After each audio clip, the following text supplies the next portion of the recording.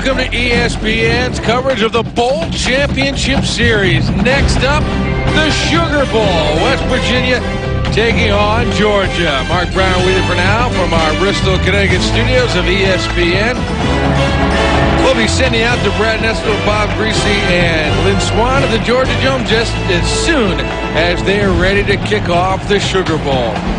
Well, the Mountaineers were the Big East champs, and their dynamic quarterback, a redshirt freshman, Pat White, had an awful lot to do with their success. Seems like he runs the ball as much as he throws it. That's pretty much the case. 100 pass attempts on the season, 107 rushes on the season. So a dual threat, there's no doubt about that. He only threw 7 TD passes on the year, but he pretty much carried this Mountaineers offense. 7-0 in the Big East, so they were Big East champions. 10-1 overall, the national ranking of number 11. 54 for 100 on the season, 708 yards passing and 7 touchdowns. Now, he does split some time with Adam Bednarik, who threw 75 attempts on this season, but Pat White, as a redshirt freshman and double threat to run and to throw, has been the man for West Virginia. They'll be taking on Georgia. They are ready to get this one going at the Georgia Dome in Atlanta. The 72nd all-time Nokia Sugar Bowl. We'll send you out to Brad Nessler, Bob Griese, and Lynn Swann. Telecast available on ABC HD, presented by DLP Picture Technology. With Bob Griese and Lynn Swann, I'm Brad Nessler. Welcome to Atlanta. We are all set to go. The Big East champions and the Southeastern Conference champions set to do battle. Mark Richt in his 5th year.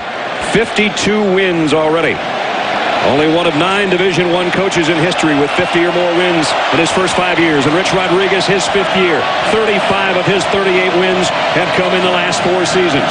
4th straight trip for West Virginia to a bowl game. They've never been in a BCS bowl game. They've never won a Sugar Bowl championship. For the Georgia Bulldogs, this could be their 2nd Nokia Sugar Bowl title in the last 3 years. West Virginia won the toss and deferred. Georgia will receive. Pat McAfee's got it teed up, and the 72nd Nokia Sugar Bowl in Atlanta is underway. Kick to Lamarcus Brown in the corner. He can't return it, and Georgia will work offensively from its own 20-yard line.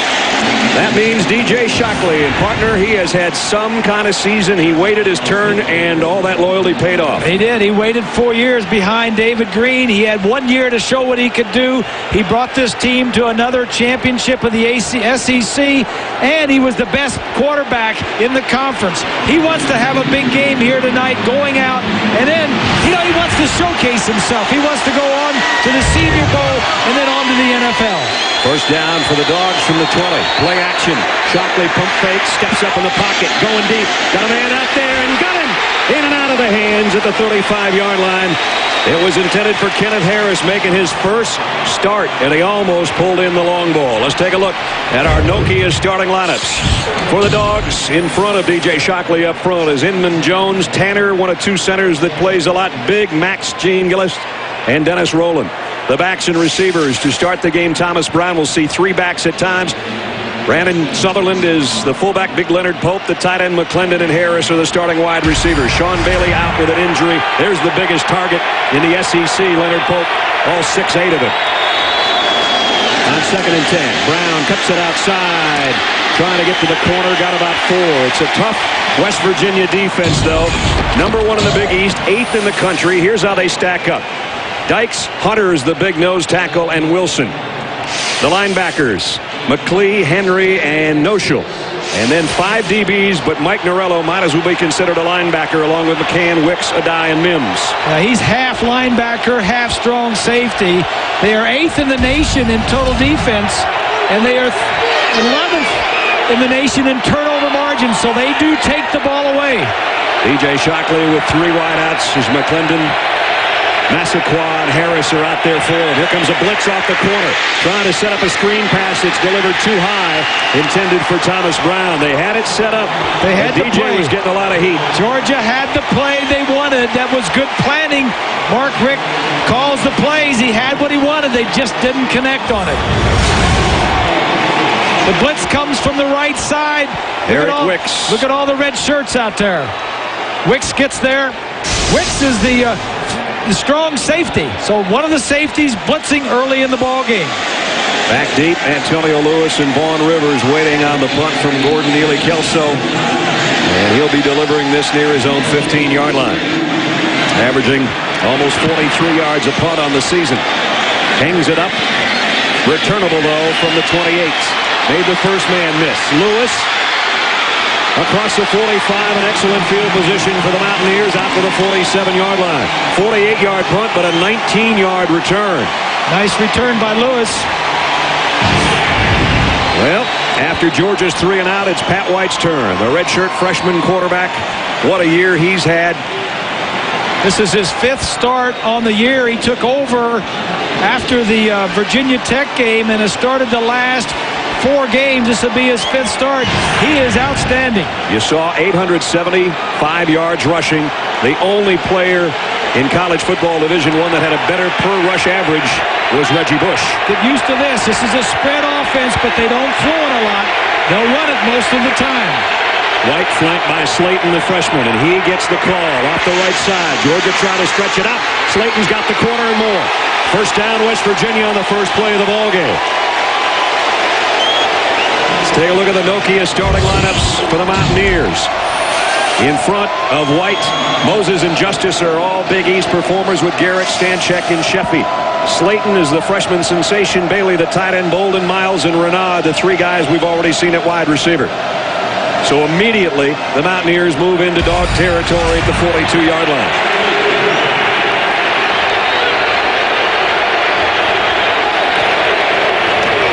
Taking the handoff and keeping is White, and he doesn't get much. Tony Taylor, the middle linebacker, and Will Thompson made the stop.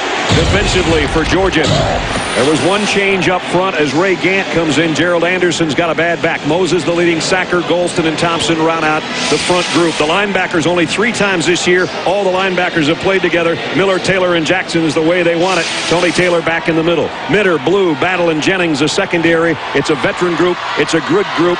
Greg Blue will take your head off. Tony Taylor's the guy in the middle that just had the first tackle of the ball game. Second down and 10, West Virginia. White taking it wide. Got the corner, got a good block. Now the flag down. Might have a holding call as he got to the 35-yard line. Tim Jennings came up on the corner and made the stop. The officials, that's Jay Strickerts from the Pac-10. It's a Pac-10 officiating crew.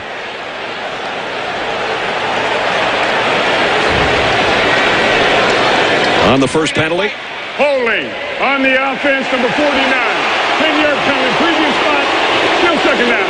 So that backs up what West Virginia's got going. Third man in our crew, as always, on the field, Lynn Swann. Swanee? Thank you, Brett. I talked to Rich Rodriguez before the game, and he said what he wanted this team to do is to be efficient. The long layoff, you usually see a lot of penalties. He wanted to cut that out.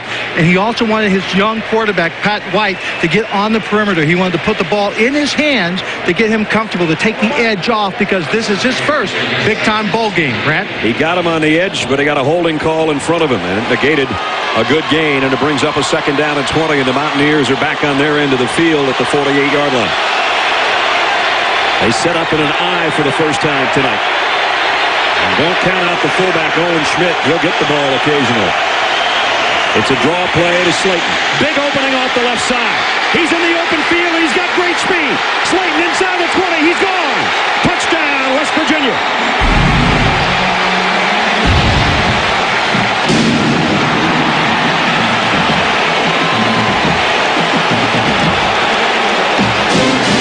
The Georgia defense on its opening drive. A 52-yard touchdown run.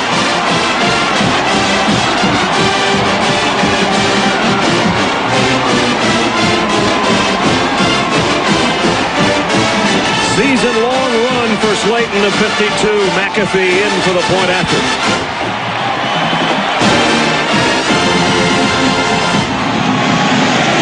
Up and good. And no surprise there, Brad.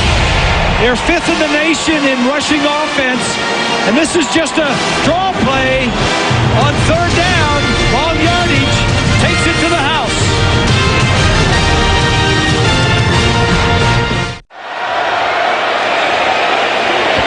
Brad Nessler, Bob Griese of the Georgia Dome in Atlanta, the 72nd Nokia Sugar Bowl. We were going to talk about Pat White and Slayton, and we didn't have time, but we can talk about him now. If we would have had time to go to you before the game, we would have said, watch for Slayton and watch for White. Those two guys, those two freshmen, are dynamite. And they are, and Slayton took it 52 yards. The first touchdown of the ball game capped a 3-play, 53-yard drive in 1 minute and 38 seconds, showing that great speed. He didn't start until the 5th game of the season and ended up with almost 1,000 yards rushing. And so now Mark Richt talking things over with DJ Shockley, and Georgia's just got to settle down, not let that bother them, and get their second possession and try to do something with it. Slayton was actually the 4th running back starting out the season. They had a guy named Jason Gwaltney, who was the top recruit running back in the East that went to West Virginia. Nobody knew anything about Slayton. McAbee's kick again deep, and they won't be able to return it. 2 touchbacks on the 2 kicks. Let's take another look at the touchdown. It happened in a hurry. Take a look from behind. The fullback here is just going to go lead the way up into the hole. The offensive line, nobody pulls. They all just block. Now watch the fullback gets the block there in the huge hole off to the left side.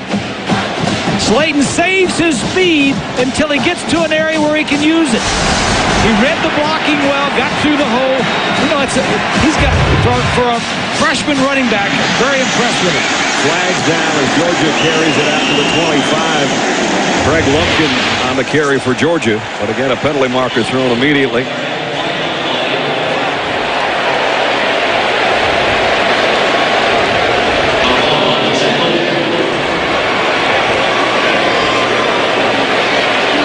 This rate's going to be a long night. Incidental face mask on the defense. 5-yard penalty from the end of the run. Yardage results in a first down. So with the 5 plus 5 more, it's going to be a first down for Georgia. Incidental face mask, and it's right there. Warren Young trying to drop it down as Lumpkin took it to the corner, and Georgia's got a first down. Talk about our game plan, Bob. Well, Shockley has to lead the way for the offense. And for West Virginia defense, they're good tacklers. They got to bring these guys down, but they need some takeaways as well. So Georgia, after their opening 3 and out, with their initial first down of the ball game at the 30-yard line. Lumpkin again, big hole up the middle, and he might have another first down. This is a little of what we saw in the Georgia Tech game that we did. They started the game with Thomas Brown, Greg Lumpkin, who missed all of last year with a knee injury, back, and he's a bulldozer. Well, that big offensive line, Tanner and Gene Gillis and Jones up front there, and Rowland and Inman, just it's a 3-man line, and if you don't have anything going on with the linebackers behind him, by that I mean by slanting the defensive line and bringing the linebackers another way, if you don't have anything going on, those guys are just sitting ducks. We've got a timeout taken by West Virginia. They've got a guy shaken up on the field. We'll take a break in Atlanta where West Virginia leads by a touchdown.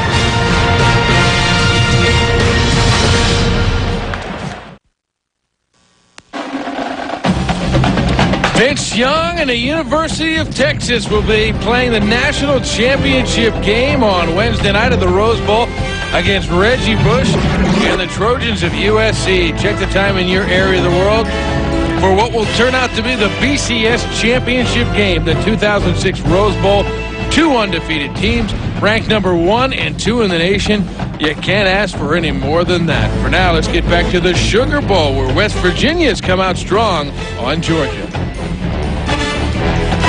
Bowl Championship Series from Atlanta, the Nokia Sugar Bowl. 72nd edition. Georgia trailing West Virginia 7-0. But they've got their offense working with Craig Lumpkin on the carry out to the 41-yard line. Try him again. Ran over one guy and got about 3. Kevin McLean made the stop, and a late flag flies in.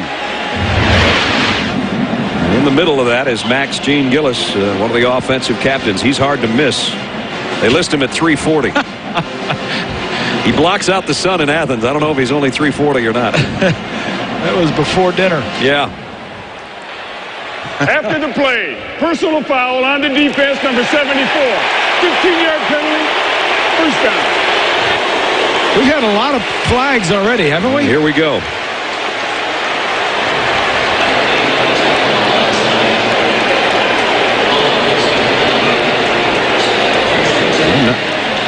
I think he called the wrong number. Max Gene Gillis is the Georgia number 74. He comes in real late. The foul was on number 74 on Georgia. That makes a little more The sense. down will be 2. Gene Gillis come in just real late and shoved one of the players. Eric Wicks, I think, is the guy I got tangled up with. DJ Shockley has said of Max Gene Gillis, I have a hard time seeing around him a lot, but I'd rather have him in front of me than trying to tackle me. You don't mind those offensive linemen if they're big. You like big bodies, big butts. I mean, it's secure. It gives you a good feeling when you walk up to the line of scrimmage and you see these 5 guys bent over. Well, he's got both of those. Yeah, so does Roland.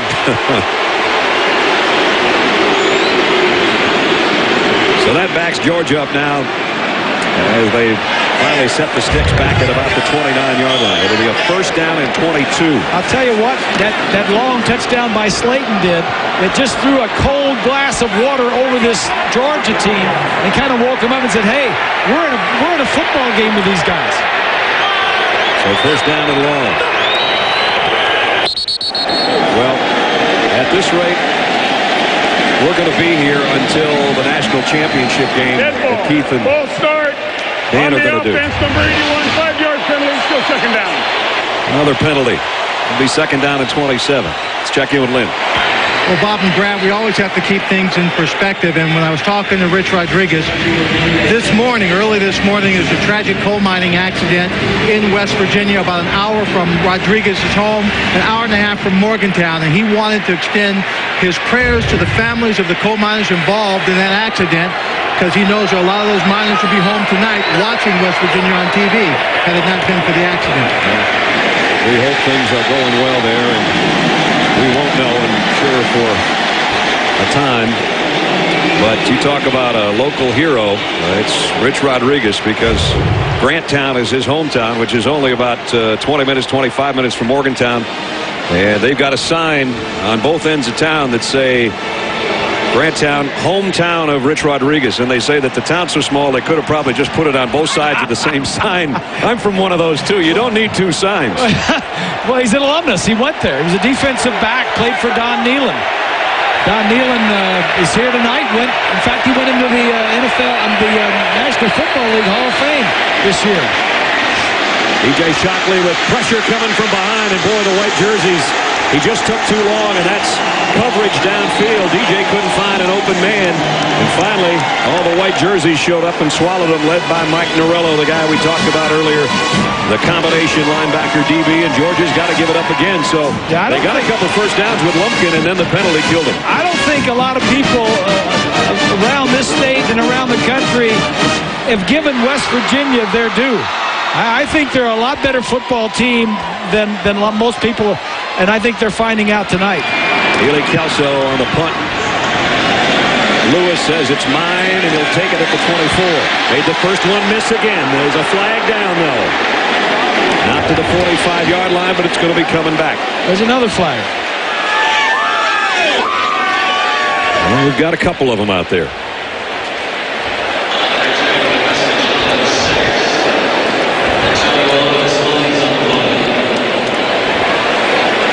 Well, Jace Trickerts has gotten more camera time so far than DJ Shockley and Pat White combined. Here's the call.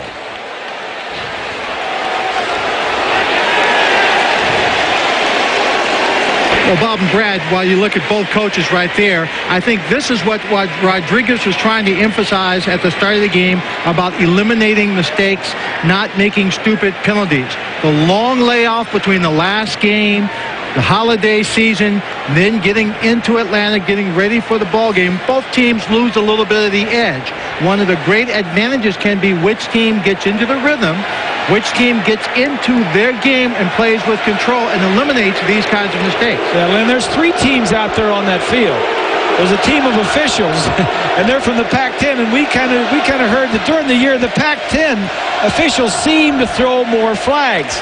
But of all the flags they've thrown tonight, I can't find any that were not justifiable. I mean, the fouls are there. They gotta throw the flag. They might want to figure out what to do after they throw them a little bit quicker. Just an opinion. I agree with that one, partner. There are 2 fouls on the play.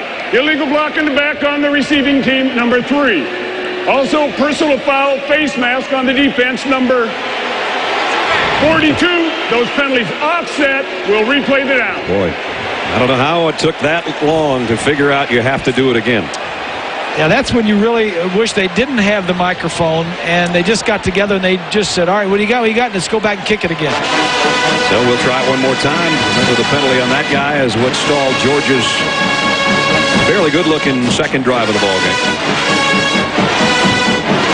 So Willie Kelso and the punting unit have to come back on.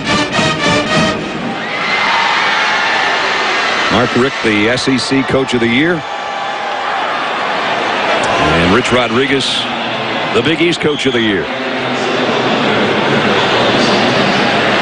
Willie Kelso, local product for the Georgia Bulldogs. Played right there at Clark Central in Athens. It was a second-team Big East, Southeastern Conference punter. Ooh, he got close to that one. He hung it up. They'll have to call fair catch. Vaughn Rivers does at about the 36-yard line.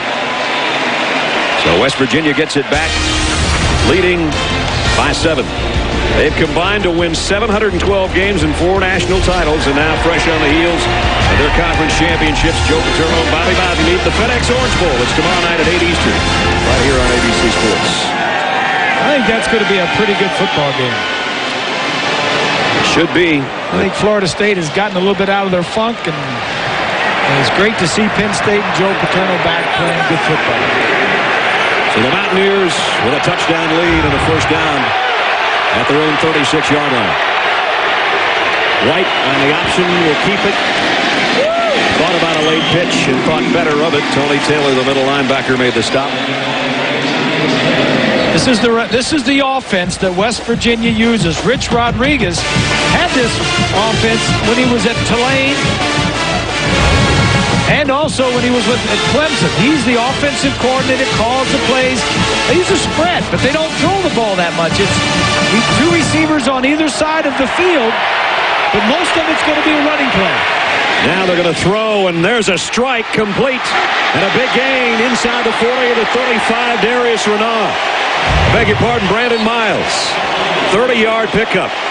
So just when you get lulled to sleep by the running game of West Virginia, don't forget this kid was drafted by Major League Baseball. He's got a pretty wicked arm, too.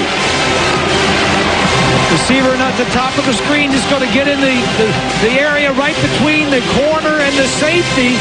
And as you mentioned, White with a strong arm fits it in there. To the 32-yard line. Nice run after the catch.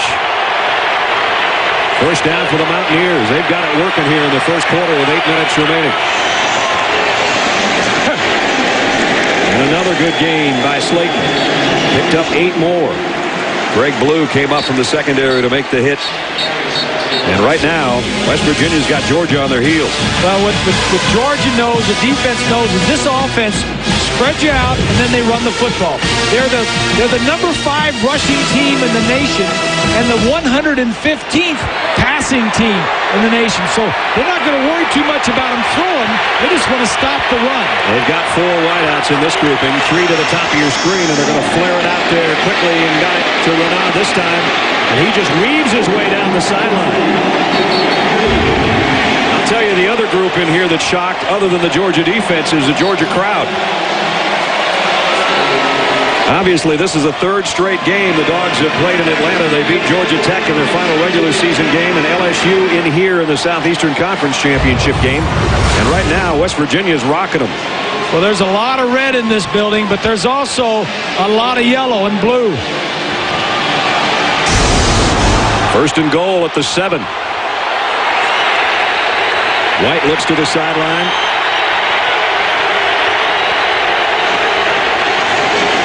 Quarterback draw. Trying to find some room and trying to pick up some blockers inside the 5, and he made something out of nothing there. He's inside the 4. Georgia, I think, knew what was coming. They just couldn't catch it. Couldn't do anything about it. Pat White was not the starter at the beginning of the year. Adam Bednarik was. He got in every now and then Rich Rodriguez just could not let him in, not let him play. He just had to get him on the field. Second down and goal at the 3. West Virginia by a touchdown, leading 7-0. They fake it to Slayton. White wants to throw. Does to the end zone. Touchdown.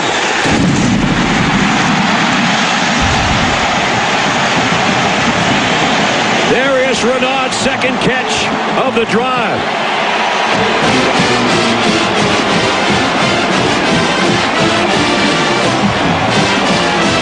3-yard touchdown throw, and White, for him, his 8th of the year. White rolls to his left. Doesn't seem like he's intimidated by the Georgia Bulldogs or playing in the dome or all of the stands and the fans and all that other stuff. He's calm and getting it done. Extra point by McAfee's good. The 11th ranked team in the country shocking the Georgia Bulldogs right now. It's early and there's a lot of football left, but they're up by 2 touchdowns. The Mountaineers have come from Morgantown looking for their first Sugar Bowl crowd, and they are off to a good start. West Virginia 14, Georgia nothing.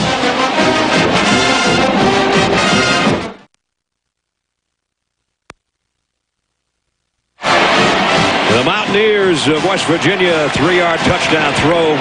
Pat White to Renaud. Here's the score. The receiver that's going to get open is going to come across. White is going to roll out. The fullback slides out here. He didn't get the fullback, but he wants the receiver in the end zone, Renaud. Little fake, roll across. Now here's what he sees. He sees right in here, right through the opening there, gets it in between the 2 safeties. That's Battle and Blue, fits it in there. And again, McAfee, his 3rd kickoff, his 3rd touchback, hitting Georgia at its 20 on all his kickoffs. So now, a little bit of pressure on Georgia, down 2 scores. Well, let's take a look at our Tostitos player comparison. Let's take a look at the 2 quarterbacks. Not a lot of comparison as far as passing yardage this year. This is coming into the game. The yards, obviously, White hasn't thrown as much as Shock has. Shockley will throw here. DJ throws incomplete, intended for Martrez Milner, the number 2 tight end, and I use that kind of loosely because he's as good a one as there is around. It's just that Hope's the starter. I think this whole Bulldog team is in shock. I mean, they played on this stadium a month ago and just really took it to LSU. LSU took it to Miami a few days ago, and then you knew that Georgia had to feel pretty good about themselves, but they come out here, first 2 possessions, they punt, and West Virginia scores on their first 2 possessions. And maybe in shock, but in shock they're going to have to trust. Here's a good run up the middle. Ball is out. I think West Virginia's got it. They do. D. McCann on the fumble recovery.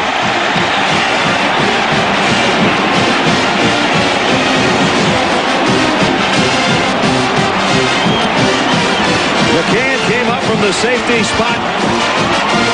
The ball was out, and West Virginia's got it back. Well, we mentioned they're great at knocking the ball loose. Turnover margin, they're in the top 10 in the country.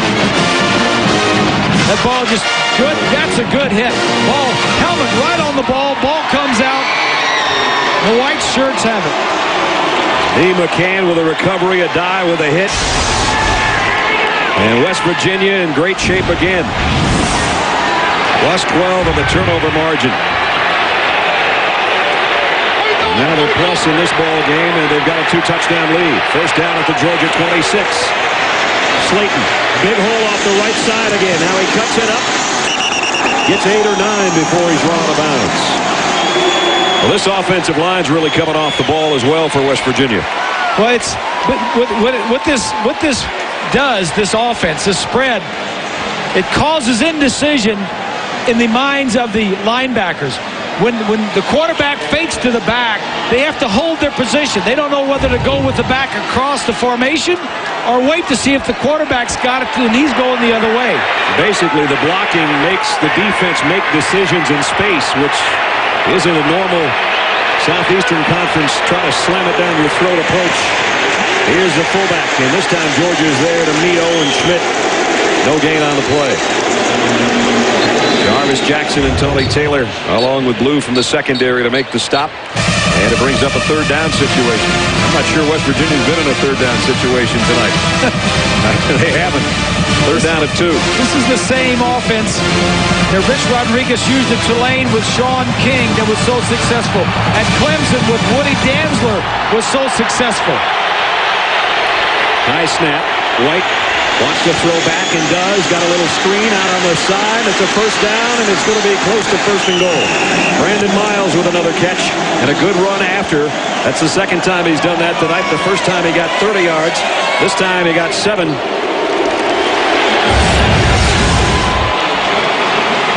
White goes away first, holds the linebackers, and then comes back and throws the other way. So now they've got a first down at the 11-yard line, and Georgia's a man short defensively trying to run a defensive lineman out there, and he just got in place in time. White on the option, and he's going to lose a little bit here. A yard or 2. Charles Johnson was the first man there. Tony Taylor, the middle linebacker as well.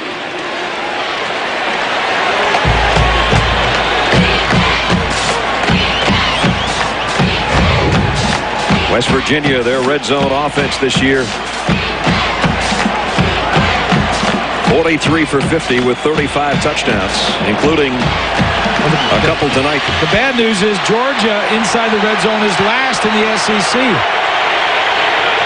At the 13. Second down and 12. End around coming.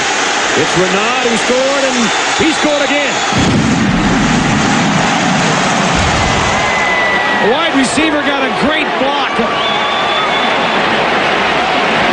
Renaud, who just scored on a 3-yard touchdown reception, now adds a 13-yard end around for a score.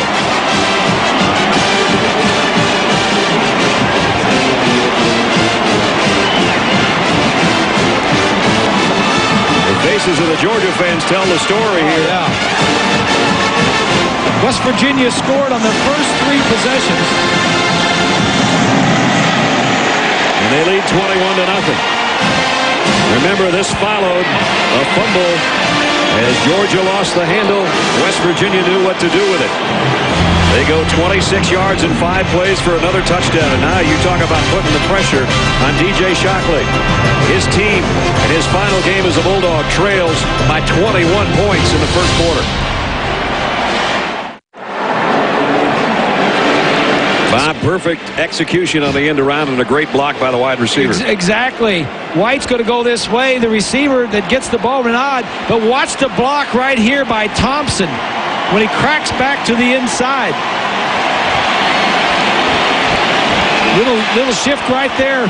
But right here, the huge block by Thompson, and Renaud just gets around and gets into the end zone. That took Greg Blue right out of the play, and Renaud did the rest. His second touchdown, capping just a 26-yard march. Remember, that followed a fumble by Danny Ware, who's right there hiding behind his teammates. You know, Brad, they're so methodical. I mean, it's just they're under control, very disciplined, matter of fact, take care of business. And it's West Virginia I'm talking about, not Georgia. Right. Marcus Brown from the 3. First time Georgia's been able to return a kick.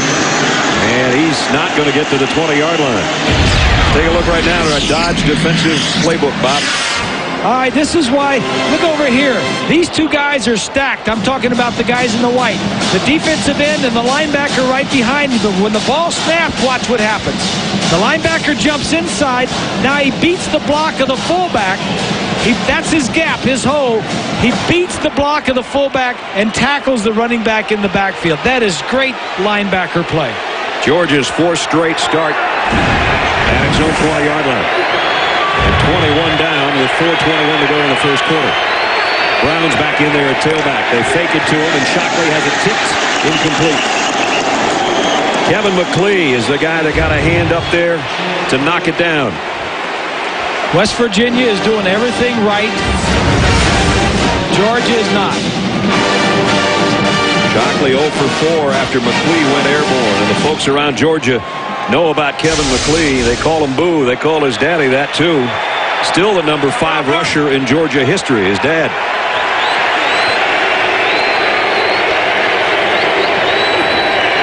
Shockley flushed out of the pocket again. Gets what he can. It's not going to be a first down, I don't think. About a yard shy.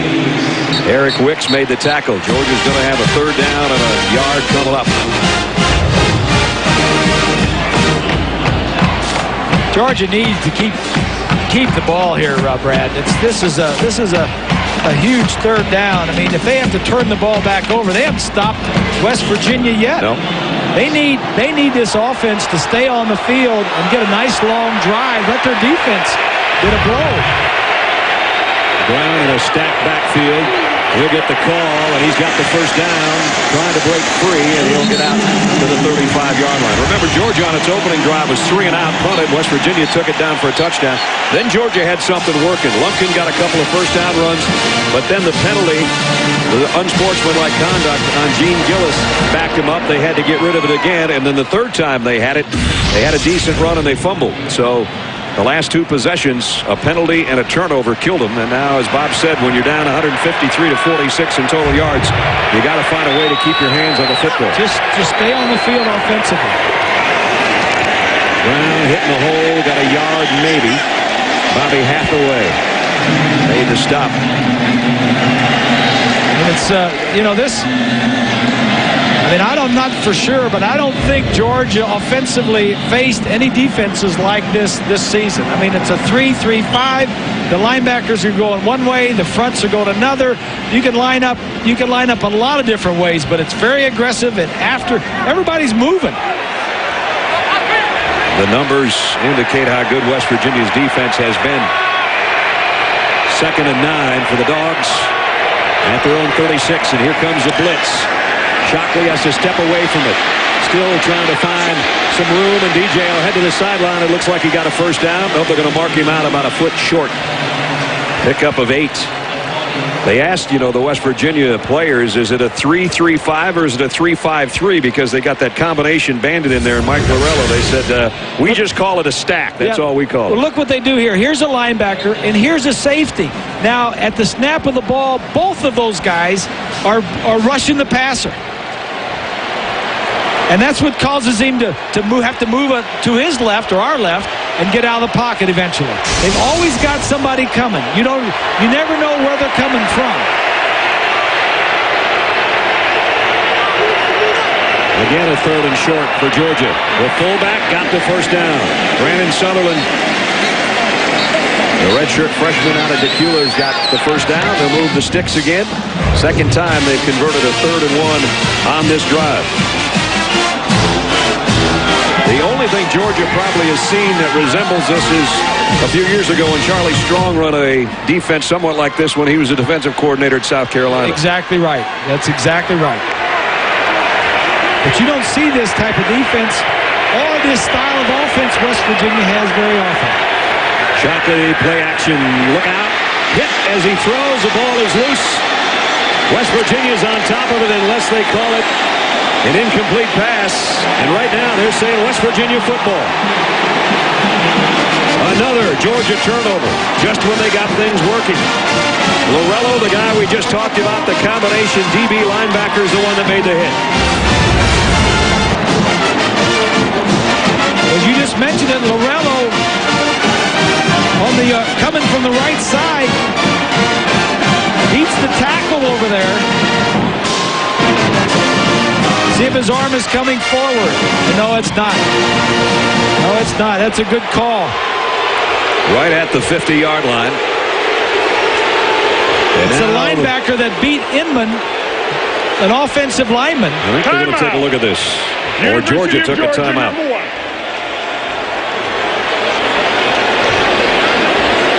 The ball coming out.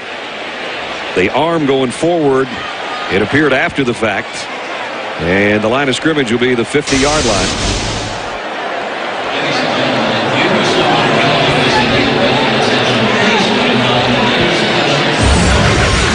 take another look. Georgia took the timeout here, hoping that the officials are going to look at the replay. The defensive guy knocked the ball out of the hand first before it was even coming up. Replay officials Bill Richardson. So if indeed they choose to look at it, that would be the man doing the honors. And the play under review. This would be huge if Georgia could keep control of the football and incomplete pass. If not, they give it right back to West Virginia at the midfield stripe with a 21-point lead.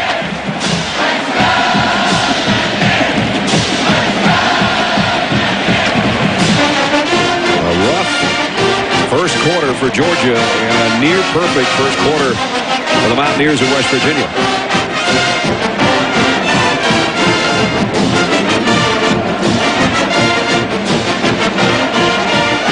DJ Shockley talks upstairs. We look from a different angle. Here's a defensive lineman, defensive lineman, defensive lineman. Right here is an outside linebacker slash strong safety. He's rushing against an offensive tackle.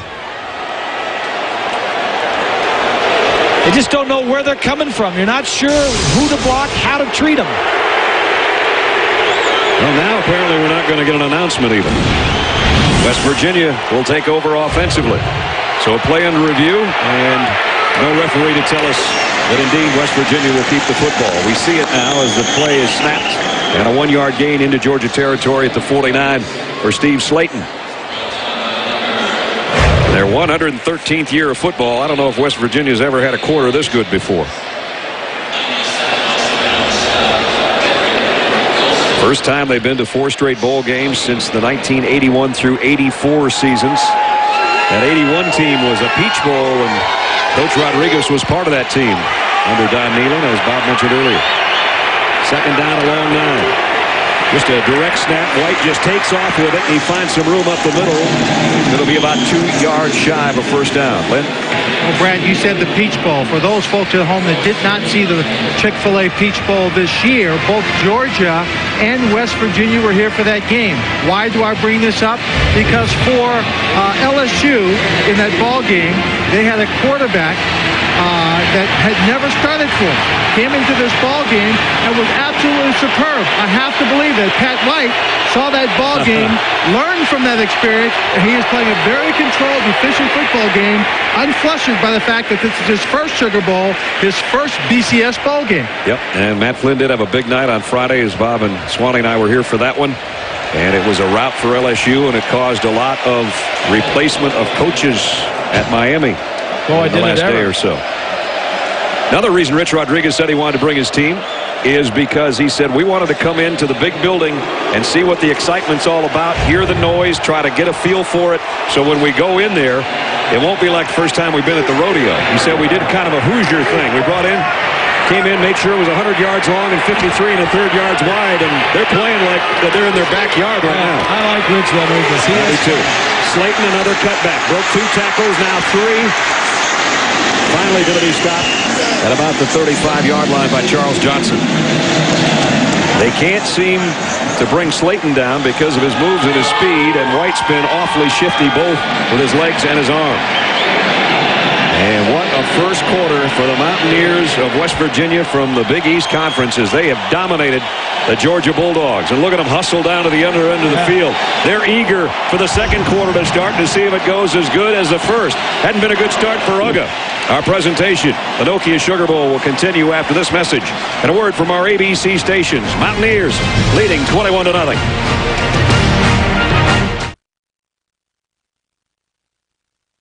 The second quarter has been sweet for West Virginia so far. They lead 21-0. Brad Nessler, Bob Greasley, Lynn Swan, and our ABC crew at the Georgia Dome in Atlanta for the transplanted Nokia Sugar Bowl. Excuse me, Brad. Look at this posse out here. Yeah, all 4 of them down there. Renaud, number 2, is the trail man. He's already got 2 touchdowns, 1 on an end around, 1 on a reception. White's is going to take it and run the other way. Got about 3 to the 31. Jarvis Jackson, the outside linebacker, over there to make the stop. This will bring up a 3rd down now for West Virginia.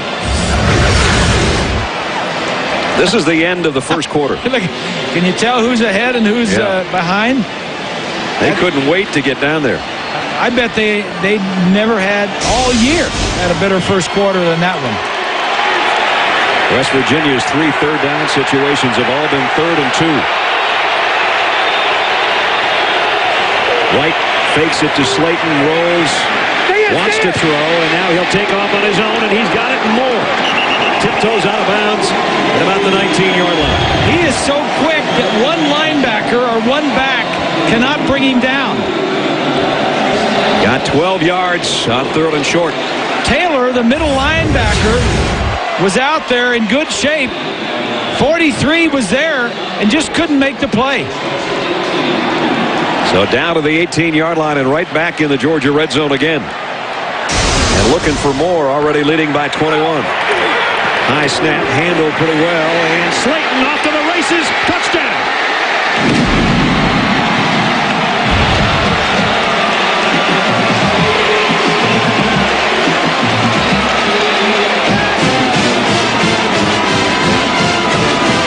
We said this was a little bit different style of offense. This is what Urban Meyer ran last year at Utah.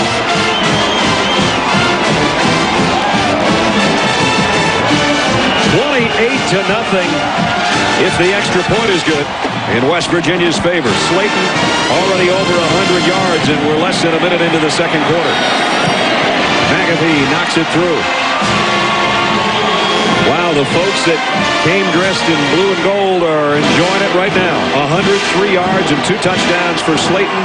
Renaud's got the other 2, and with 14:10 remaining in the first half, it's all Mountaineers in the Nokia Sugar Bowl. They lead by 28.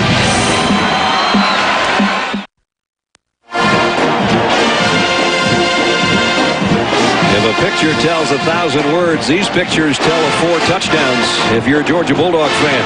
They didn't have to come far if they came from Athens, only about an hour. A lot of them obviously in the Atlanta area.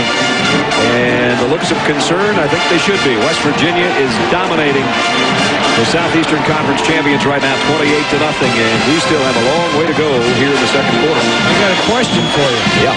How can Georgia look so good against LSU here a month ago and play this way in the first quarter here tonight? That is a good question. Thomas Brown will take a knee, and that's 4 touchdown backs in 5 kicks. West Virginia's possessions, as you might guess, are about as golden as the stripes down the side of their jerseys. Georgia's are not. 2 punts and a couple of fumbles. Well, they haven't had the ball very long. They haven't done much with them. And the last 2 have been possessions that have started all on their own 20-yard line. So the field position, this is to be the fifth time they've had it and the 5th time they've started on their own 20. But you have to start somewhere, and if you're a Georgia fan or a player, this is the first one that we're going to score on. Shockley throws complete. He's got his tight end Leonard Pope for the first time tonight. Pick up a 15 out to the 35. Well, Bob and Brad, I just want to throw this in there for the Georgia fans. There's some good news in this bad score of 28-0. That is, if this game were in New Orleans, they would have spent thousands of dollars having flown down to New Orleans to be behind by 28 points. Yeah, that's a good point. And the headaches might not be as severe here in Atlanta. First down at the 35. Shockley going to throw quick and does. Lumpkin with a head of steam goes out near the 50-yard line. So back-to-back first downs for Georgia. Pick up a 14 on that play. And now we got a penalty marker down as well.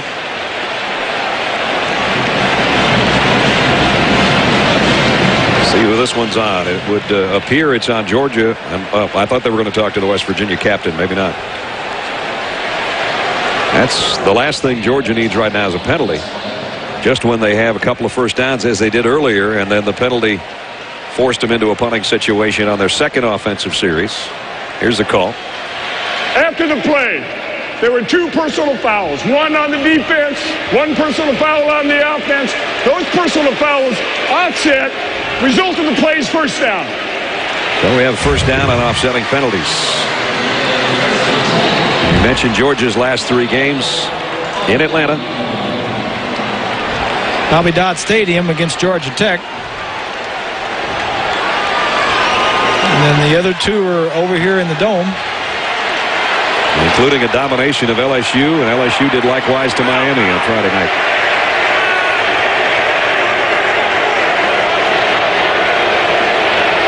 From the 49, first down. Shockley, quick strike, got his man. It's McClendon. Brian McClendon inside the 35. And another Georgia first down. It was a nice read by Shock. A little blitz coming. He got rid of the football. McClendon catches it in his hands and makes some plays. Georgia has some playmakers. They can score 28 points. There's no problem with that. Their defense just has to stop the West Virginia offense. This will be the first play run by Georgia in West Virginia territory tonight at the 34-yard line. Shockley flanked by Lumpkin and 3 wide receivers. Lumpkin straight up the middle, big opening. Lumpkin cuts it out inside the 20, down the sideline. Craig Lumpkin, touchdown.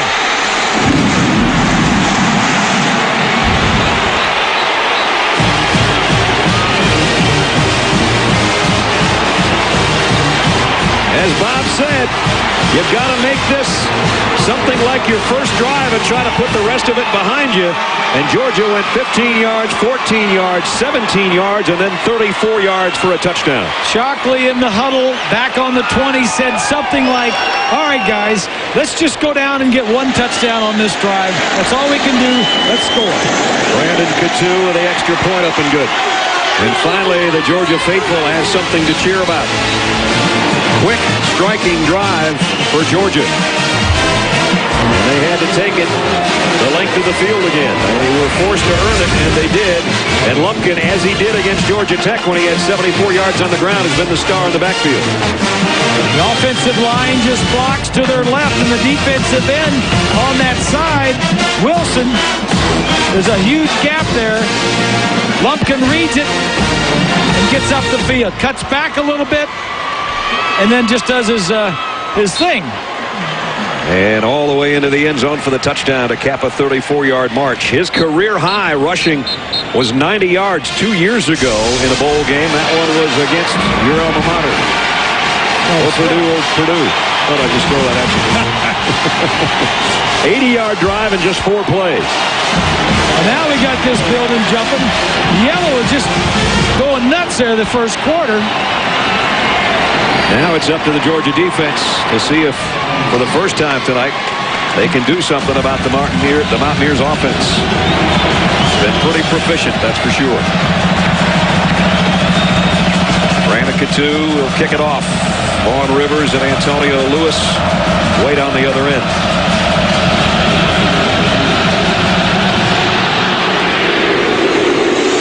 It'll be returnable. Rivers from 2 yards deep. Gets it out to the 20, got hit at the 22, and bounces his way out to the 25-yard line. So that's where the Mountaineers will go to work, leading 28-7. Let's take a look at our BCS standings presented by Allstate. Well, they've been pretty much the same way in those top 2 all season long. First time that's ever happened. USC and Texas open 1-2.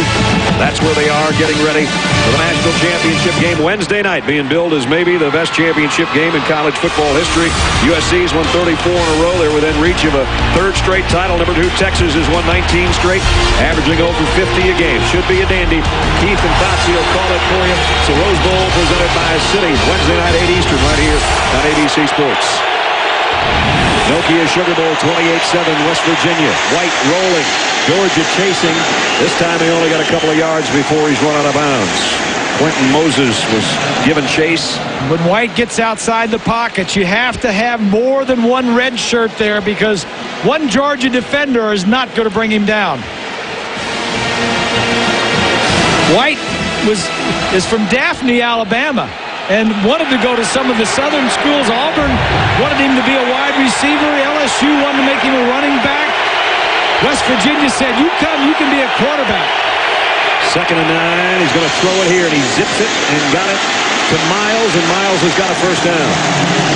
So Miles and Renaud both being used effectively, a pickup of 13, and West Virginia on their possessions near perfect really tonight against the Dogs defense. Can't get any better than that, can you? Yeah. The opponent 25, you got one, and then you got the other one. The fourth one was on the 50-yard line. Both of those followed fumbles. One by Shockley, one by Ware. At the 39, 1st and 10, West Virginia. Georgia's got to solve this offense. Slayton, they finally bring him down. He's just been churning yards out. He got 2 or 3 there before they'll bring him down. Slayton had the huge game against Louisville when they went overtime. They trailed Louisville 24-7, and they came back and won that game in overtime. He had 6 touchdowns, school record. And Slayton is just a true freshman. He's just finding his way around here. That looks like a lateral, but they scoop it up anyway. Renaud's got it, trying to find his way through the Georgia defense, and he does for a first down. Good looking run by Darius Renaud, a sophomore. Bob and Brett, one of the things that Georgia was very concerned about, in addition to the run of West Virginia, was the short passing game. And so far in this ball game, I don't think I've seen the ball as a pass move down the field more than 15 yards. I think that ball hit the ground, Swanee. Well, that one may have hit the ground too, but he's not throwing the ball deep downfield. The receivers are making things happen. And the officials are going to stop play here. Yeah, that one definitely hit the ground. I thought it might have been a lateral. That's what I was looking at, and I didn't really see it hit the ground the first time. But if it was backward, timeout. Play will be reviewed. Yeah. The ruling on the field, the pass was complete and resulted in a first down. If it's a backward pass, it can be a lateral, and it can hit the ground. Now that we'll have to see from the line of scrimmage, not from that particular angle. And it did look like it might have dusted the field turf a little bit at the Dome.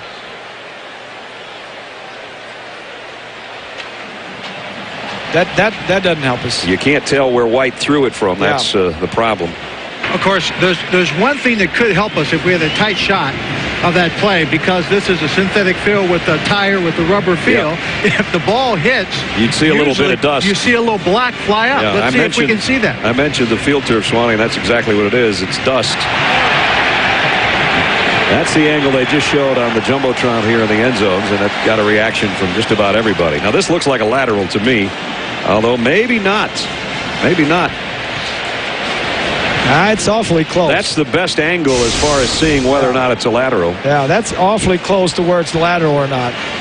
Because you just look at where he threw it from and where he catches it. It's very close to being a forward pass or a lateral, but I still think the thing hit the ground. I think he caught it, but the bottom of the ball was on the ground when he caught it. Okay, he's throwing it from about the 36 and change.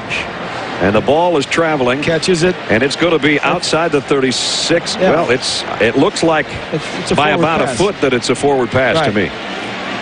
And if that's the case, and if it touched the turf, that's an incomplete pass.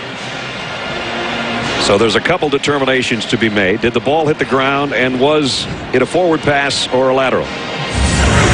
Bottom line is we're doing all this for a 4-yard gain. Yeah. Now that ball hits the ground. Sure looks like it from that angle. Yeah, you got to have indisputable visual evidence to reverse the call on the field. Now we're shooting this game in HD, and I have a digital camera. I know I can blow up that shot. There you go, Swanee. Have we gotten there in HD TV yet, where we can kind of blow up that shot, enhance it a little bit? Got one behind us. So far, all it's doing is getting in my way, but it's a pretty good picture. All right, we'll find out right now. After review, there is no conclusive video evidence to change the ruling on the field. The ruling stands. First down, West Virginia. So West Virginia gets a first down at midfield. Yeah, it was close. It was close as to whether or not, but it looked like the ball hit the ground. But it was close enough to, I think it was close enough to leave it the way it was. So it is a first down again. Midfield strike for West Virginia with 11:37 remaining in the first half.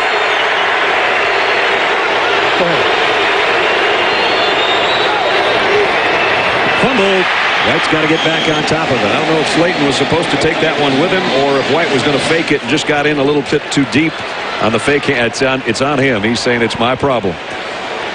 So West Virginia has scored on all its possessions here in the 72nd Nokia Sugar Bowl at the Georgia Dome in Atlanta. Touchdowns following 2 fumbles, 2 long drives of their own, and they lead 28-7. White on the run on 2nd and 14. Georgia's defense getting to him, and he almost completed that ball across the middle. Georgia is fortunate. Their defensive backs left an opening back there, and he almost found his open receiver. First incompletion for Pat White tonight. You know, you say a dangerous throw because he was falling back, but he threw it to an area where there was no red shirts, and only his guy had a chance to catch it. Now this is the biggest play of the ballgame so far for the Georgia defense. West Virginia is not huddling. They go back to the line of scrimmage and call the play. White flares it out to Slayton. Slayton looking for blockers. He won't get the first down, but he did get back into Georgia territory at about the 46-yard line, where it would appear that West Virginia might have to punt it away for the first time. But you never know.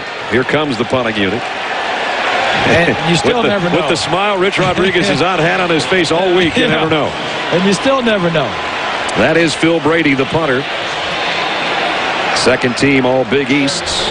And Thomas Flowers, a guy that has 1 touchdown return this year against Tennessee. Look at the line splits, Brad. Look how wide the line splits are up there. I'm not crazy about that formation ever, but they are going to pooch it. And Flowers going to have to call for a fair catch at about the 9-yard line. So Georgia's defense finally stops West Virginia, but it took them quite a bit to stop them. The question now is, can Craig Lumpkin and DJ Shockley and company do something with it offensively for Georgia? We'll find out when we come back.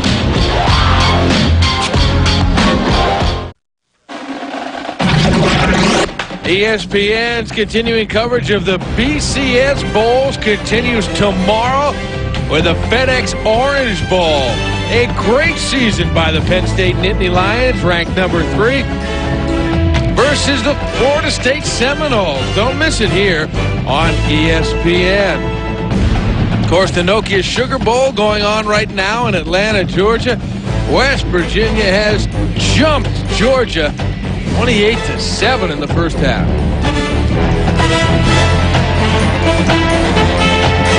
Shockley's got his troops huddled at about the 5-yard line. Georgia went 80 yards the last time they had it. They'd love to go 90 right now. They trail 28-7 with 10:44 remaining in the first half of the Nokia Sugar Bowl. Brad Nessler, Bob Greasy, Lynn Swan, and our ABC crew at the Dome. DJ Shockley at the helm. Thomas Brown is back in, the tailback in the eye.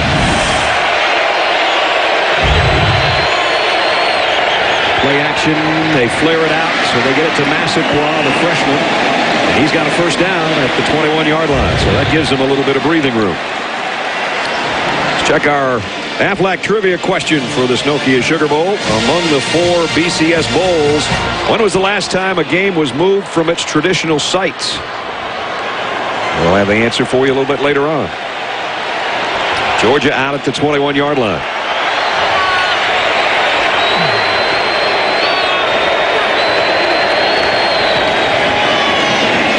Brown found a little crease in there and then tripped up, but still got about 3.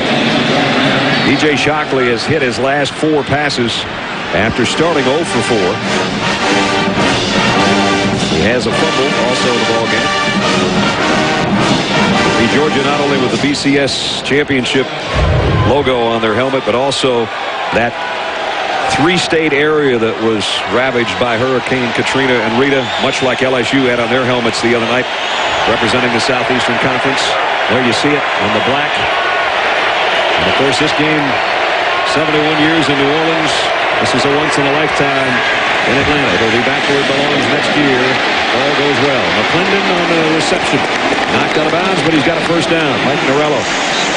Another stop defensively. Georgia continues to move it. They're starting to settle in, but they're trailing by 3 touchdowns. Yeah, well, they're trying to open the things up.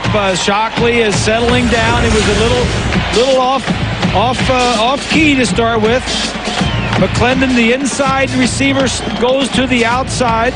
Mark Richt is the offensive coordinator. Both head coaches call the plays for the offenses in this ball game, and both do a very good job. But the quarterbacks are the ones that make them go.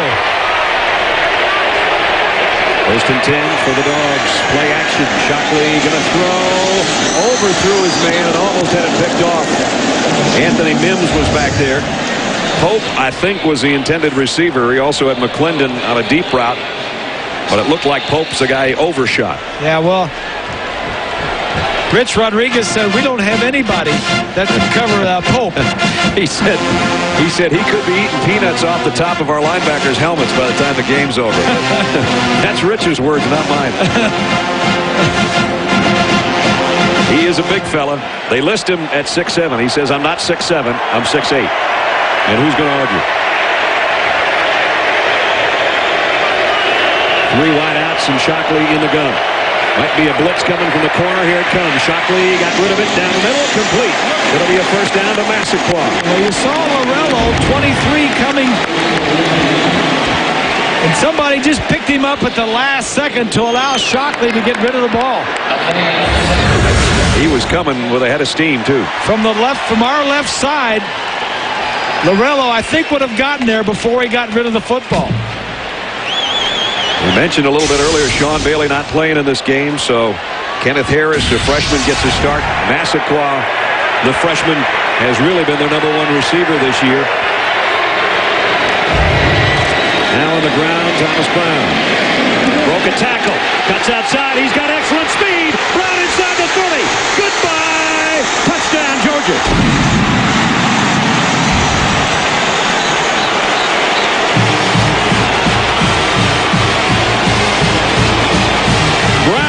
Slayton earlier goes 52 yards for a Georgia touchdown.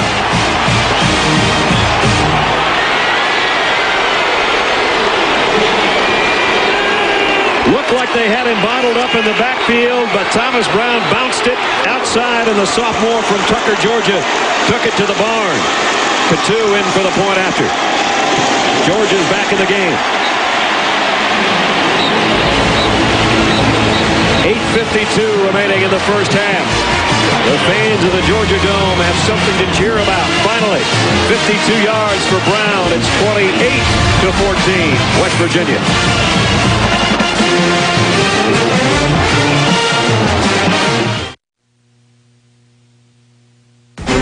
Hello, this is Corporal Ruben Maestre. I'm with 2 MEF Public Affairs here at Camp Fallujah, Iraq. I want to say hello to my family and friends back home in Georgia, in the Atlanta and Athens area, and to the rest of the Bulldog Nation. Go Dogs! All right, Ruben, you've got something to cheer about finally. Dogs go 90 yards in 1:52. They've scored 14 unanswered points in the last 4 minutes and 6 seconds. Career long run, and Georgia, Bob, has 14 points despite running only 1 play tonight in West Virginia territory. That's crazy. How do you do that? Bunch of long, big plays, huh? Big plays. You said they can score 28 points. The question is, can they stop West Virginia? They've only stopped them once tonight, but it led to a 90-yard touchdown march.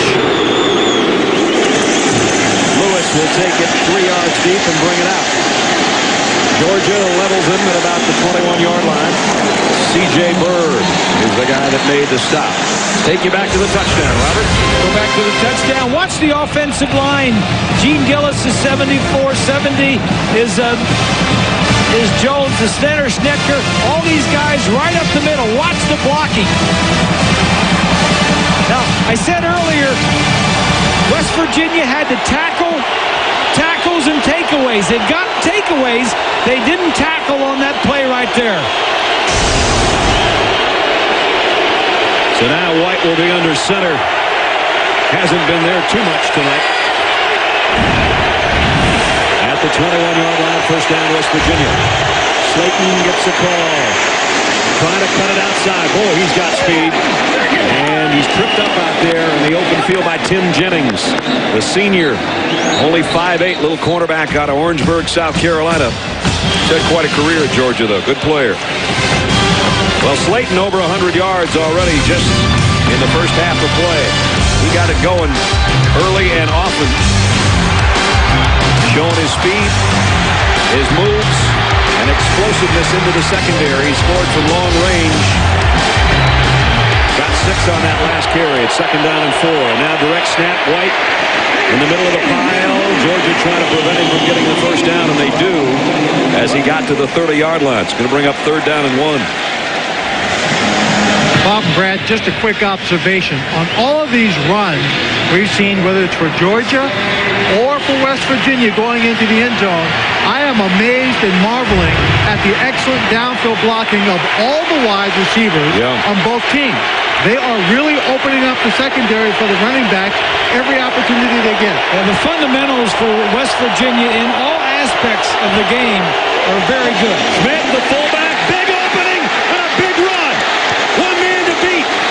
All the way down to the 20 to the 16-yard line.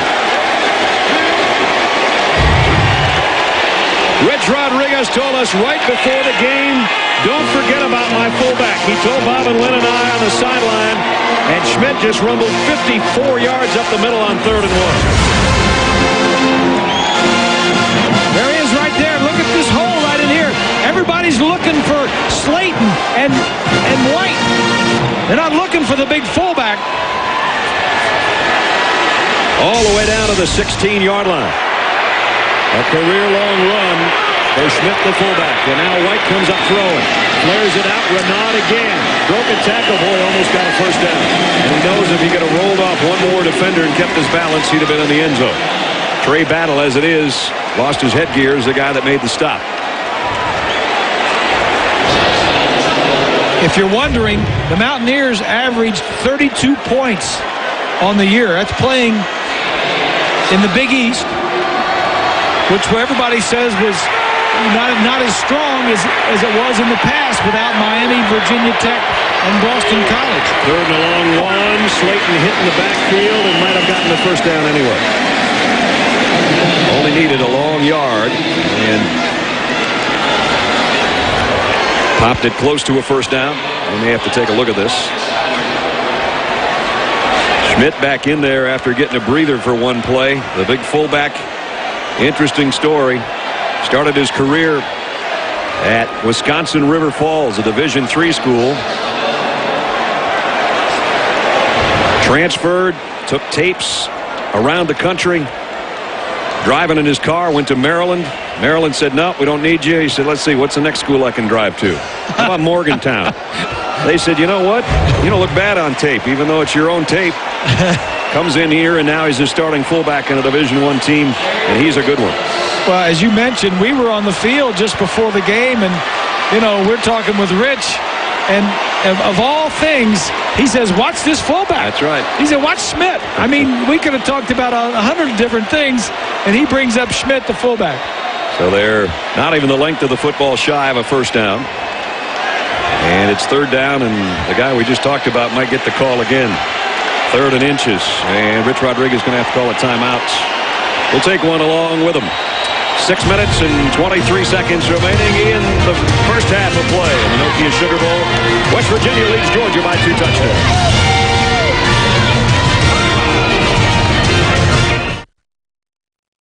West Virginia has a 3rd down and about a foot to go. They've already got 210 rushing yards in this first half against Georgia, and they lead 28-14. And I would think even if they didn't pick up this first down the way they've been playing, it's probably 2-down territory, knowing Rich Rodriguez and how he approaches every game. White barking signals to everybody at the 6-yard line of Georgia. Georgia's going to bring a blitz. Slayton, they wrap him up and they drop him. Now that big a loss, maybe they will kick a field goal. Loss of 3 back to the 10. Yeah, they called a timeout, and then when he was out there, White looked over to make sure that which play to run. That is a huge, huge stop for the Georgia defense. Watch the red shirts come up here to blitz. That was not the play that he wanted. That was not the defense he wanted for the play he had called. So Pat McAfee in on the right hash mark to try a 27-yard field goal. A true freshman, 10 out of 17 on the year. Timeout taken by West Virginia. That is their last timeout with 5:41 to go. And all of a sudden, a happy coach is an unhappy coach in the last 2 minutes or so. He's got a field goal attempt coming up when we return.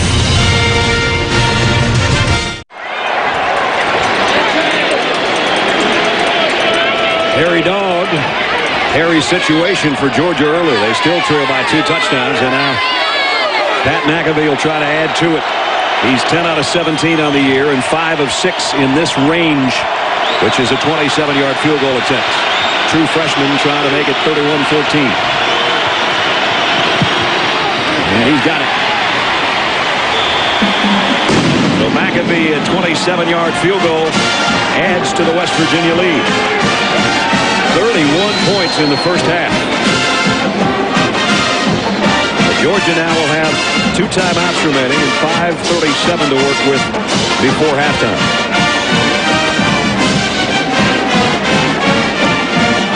Seven-play drive. Remember, the big chunk of that drive was on a 3rd and 1. Owen Schmitt's 54-yard run that got him down close. They go 69 yards on the march. We asked you the Aflac trivia question earlier.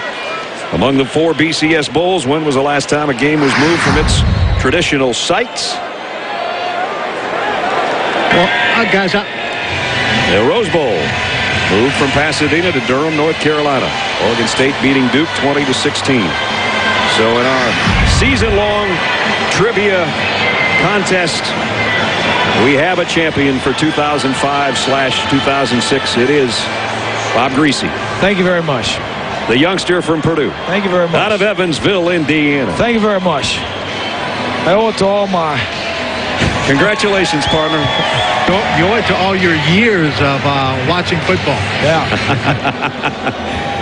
So we each have a championship in trivia over the last 3 years. That's the way it should be. Thomas Brown is about 8 yards deep. He won't bring it out. Georgia will be 80 yards away with 5:37 to work. And while we look ahead and think to halftime, we go to John Saunders. John. First and 10 from the 20.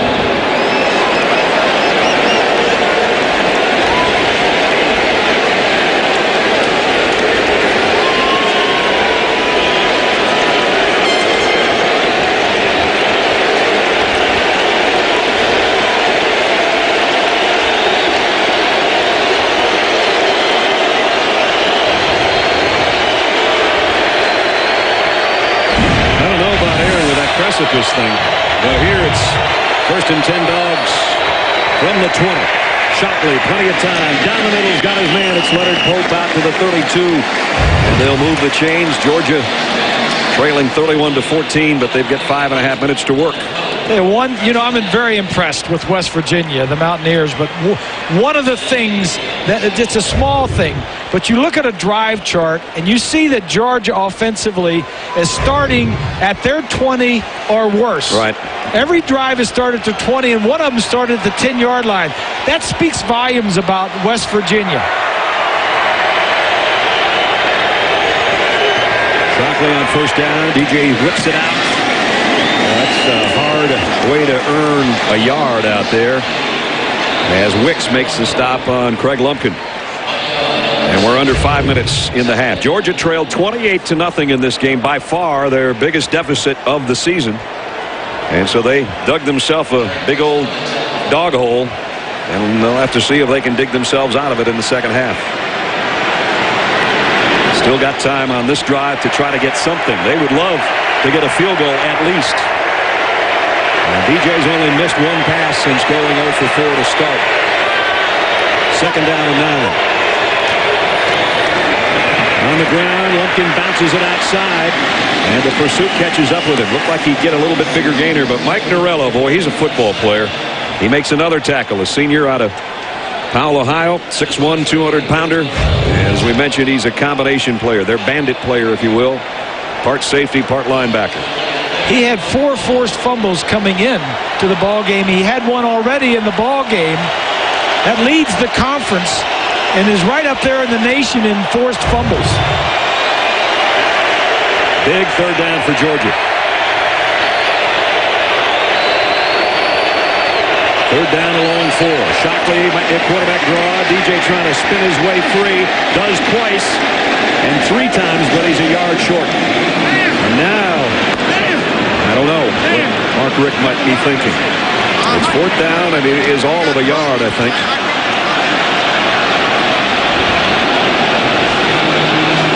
No decision yet.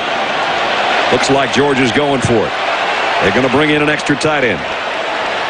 Martrez Milner comes in. DJ Shockley looks to the sideline to get the call. And again, Mark Richt's the guy that's calling the shots. I think when you play a bowl game, the end of the year, I think you do things a little differently than if you were in a conference game during the season. Sutherland's a fullback. Lumpkin the tail. It's Lumpkin behind Sutherland, and he's got the first down. So the 4th and 1 pays off. Lumpkin bounces it outside for almost 3. And Georgia keeps their march alive as we're under 3 minutes in the half. You have to have a feel for your team and your offense. And like I said, sometimes you take chances at the end of the season when the game doesn't mean anything in the standings. You're not playing for a national championship. Might as well have some fun and open it up a little bit. There you go.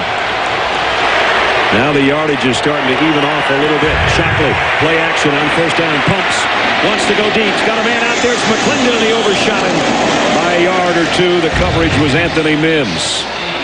NFL playoffs will kick off with a wild card Saturday coming up on ABC. First, Washington battles Tampa Bay. And in prime time, Jacksonville heads north. They'll take on Tom Brady and the Patriots. The coverage of our doubleheader starts Saturday at 3 Eastern, noon Pacific, right here on ABC Sports, home of Super Bowl 40. With Bob Greasy and Lynn Swan, our ABC crew, Brad Nessler with you. The 72nd Nokia Sugar Bowl with 2:32 remaining in the first half. Georgia trying to battle its way back into the ball game. Still have 2 timeouts left. 2nd down and 10. They trail by 17. Shockley play action. DJ has time. Going deep down the sidelines. Got a man open. And Massaquoi couldn't locate it. Mims again came over to cover, but momentarily there was nobody over on that sideline. That was worth taking a shot down the field, but I think if he would have thrown it more to the inside where Massaquoi could have had a chance at it, the defensive man would have been there. There would have been a fight just to get the football. Take a look. This is one-on-one, but you want to throw it inbounds. Give your guy a shot to go up and fight for the ball.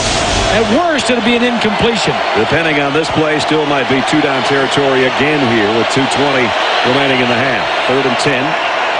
And now Georgia's going to take a timeout. University of Georgia. So the Dogs are down to 1 timeout. And DJ Shockley will go over and talk with head coach Mark Richt. Reminder to tune in to the Rose Bowl game on Wednesday night. You can find out the Pontiac game-changing performance of the year. You can vote right now at ESPN.com. Search Pontiac. Winning school will receive a $100,000 contribution toward their general scholarship fund from Pontiac. DJ Shockley. Oh, this guy. I thought about wearing that same thing tonight. It would take you a few months to get that outfit on. A few months at a big table. I think I saw him in the elevator today. I'm not sure. They have come from far and near. Boy, this is the pride of the state of West Virginia. West Virginia as a state has about 1.8 million in population. Georgia, for instance, Atlanta, for instance, has about 4.5 million people. So, as Rich says, you know, we're going to the big city. We're going to play a big city football team. We'll see what happens. Boy, they have had fun in Atlanta the last 4 or 5 days. They know how to have fun. You even got into that song a little bit last night. West Virginia. Yeah, you had the John Denver song going. That thing got played 3,000 times downtown last night. Oh, for sure. 8th play of the drive coming up. A 3rd down and 10 for the Bulldogs. I think I can sing, you know, when I'm. Yeah, I know. When I'm in church or when I'm in some place where it's loud. Oh, you're down in the bottom in the basement of Daly's last night. That's where we were. Medication for that. 3rd down and 10. Oh. Shockley, look out. Pocket collapsing. DJ runs out. Down the middle. He's got a man. On the run. Mario Raley. First down, Georgia. Out of bounds. All the way down to the 22-yard line. That's what DJ Shockley needs to do is to create some big plays. Find some time, buy some time in the pocket, and that'll give your guys more time to get open. Take a look at the all-22. One of the receivers is going to get out here in the middle of the field. He's not going to get open until Shockley messes around in the backfield and then buys some time right here. Nice throw back across his body. Went airborne to do it, and Raley took it all the way to the 23. Georgia with a first down, plenty of time remaining. Second play run in West Virginia territory, and it's Shockley. DJ's inside the 10. It's first and goal, Bulldogs. And that's the other thing that he can do. Now you're seeing the full impact of DJ Shockley. Let's use all of his talents. That's very similar to the offense that West Virginia's been running.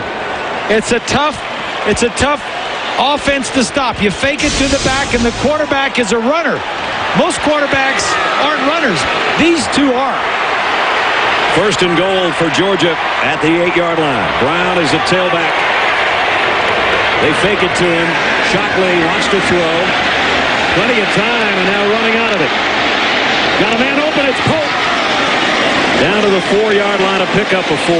Yeah, he needed to give Pope a better throw, and then he could have gotten into the end zone because he didn't have far to go, and he could have gotten there. But Shockley was moving around, running around. He's probably tired, and he gave him a low throw. Georgia should be tired offensively. As Bob said, all their drives are 80 yards and 90 yards. They're trying to go the distance again here before halftime. And we've got 1:10 on the clock running. 2 tight ends set, second and goal. Georgia at the Mountaineer 4. And we've got single coverage out here. Shockley to the end zone. Touchdown, Leonard Pope.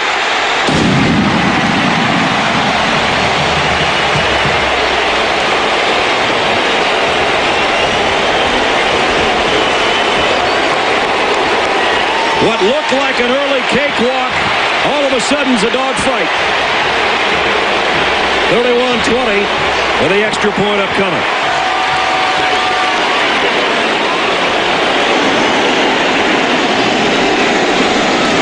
Brandon Coutu for the point after. It's up and good. Still 58 seconds left in the half. 31-21. Lined up over here on the right side. He just got to release and go into the end zone. It's a little play action fake.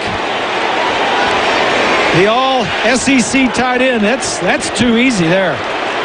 They didn't even threaten him. Nobody covered him. Nobody, like they forgot about. Georgia's touchdown drives 80, 90, and then 80 with this capper with Pope wide open. And thank you, DJ Shockley, for about 4 or 5 of those plays that kept that drive alive. Did he ever?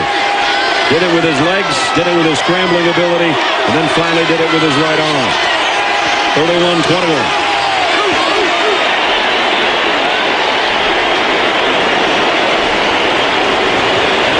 The numbers are starting to even. Remember, 2 of the West Virginia touchdowns followed Georgia fumbles.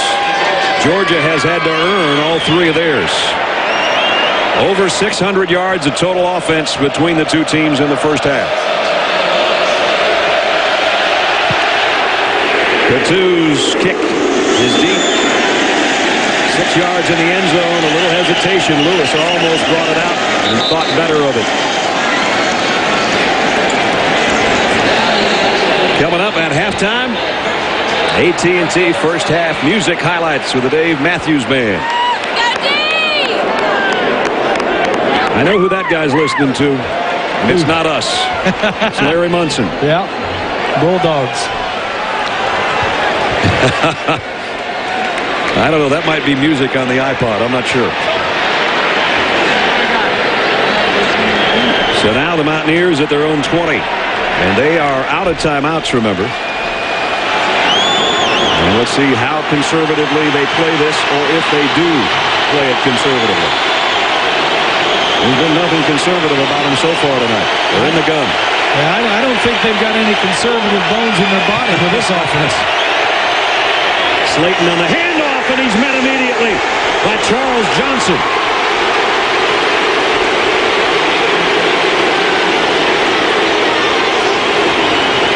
The clock will continue to move.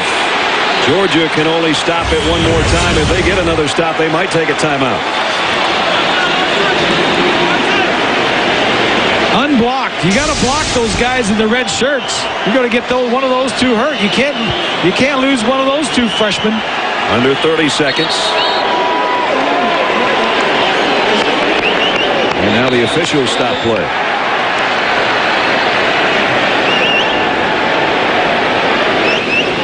I think there's probably a problem with the 25-second clock. I think this West Virginia offense is just so tickled to be on a field that's not wet and frozen and snowing.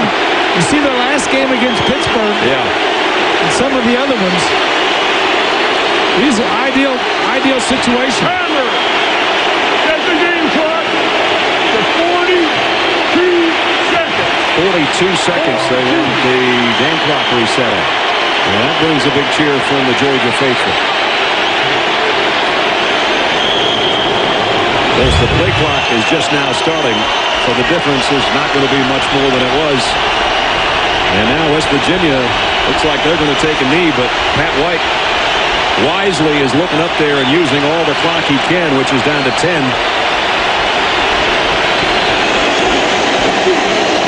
And he'll take a knee. And now a little pushing and shoving after the play.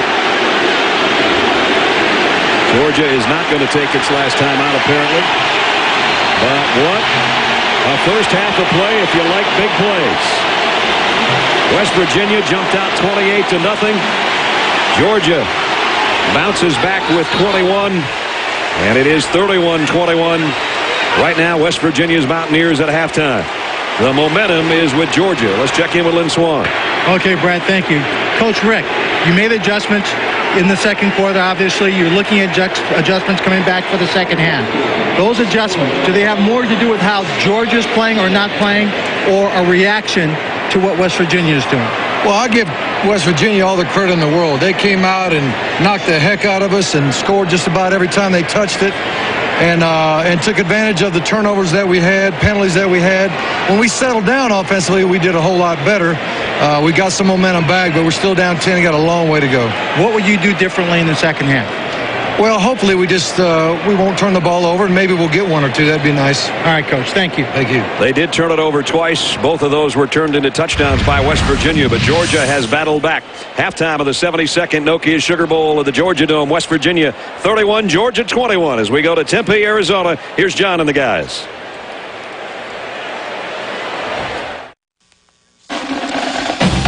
How about 52 points on the board in the first half of the Nokia Sugar Bowl? West Virginia jumped out quickly, 28-0. Since then, Georgia has gotten themselves right back into the game. Some other bowl games already complete. How about the Outback Bowl? Iowa versus Florida. First possession for the Hawkeyes on fourth down. Jermel Cornelius blocks the punt from Aiden McCollum. Takes it back for the score. Florida was up 7-0. Second quarter was 10-0. Iowa's Drew Tate picked off by Vernell Brown. He wasn't done. Turn on the Jets. Make a move. 60 yards later, it's 17-0 Gators. Later in the second quarter, Drew Tate finally getting some back to Clinton Solomon to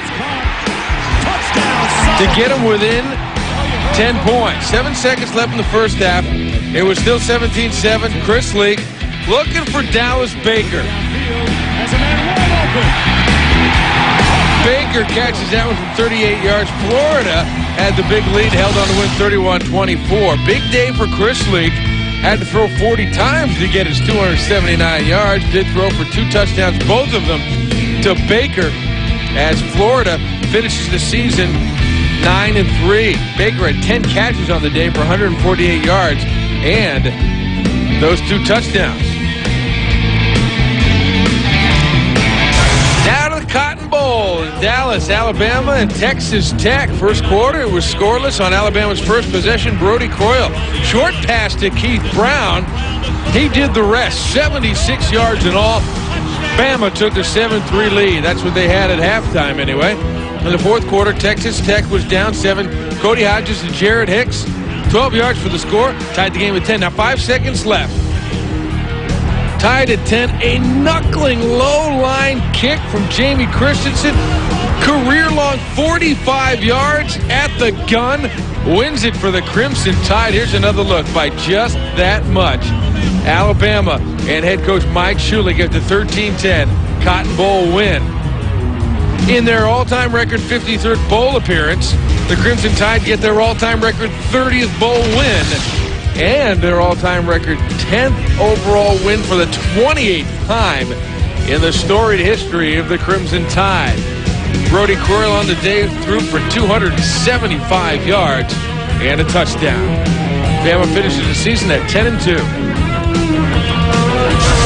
In the Gator Bowl, Louisville and Virginia Tech. First quarter, Louisville was up 7-3. Hunter Canwell playing with a bloodied and broken nose. Didn't affect him here. Joshua Tinch, 39 yards for the catch and run for the score.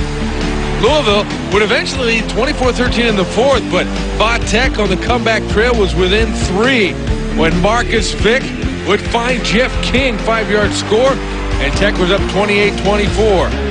Canwell looking to make something happen here. About 5 minutes left. Uh-oh, James Anderson, great one-handed grab, turned it into a 39-yard interception return for a touchdown, and Tech wins at 35-24. Takes away a little bit of the sting that the Hokies felt in losing the ACC title game to a team with 4 losses. That was Florida State. So the Hokies win the Gator Bowl 35-20. Marcus Vick had to throw only 21 times, had 204 yards and 2 touchdowns.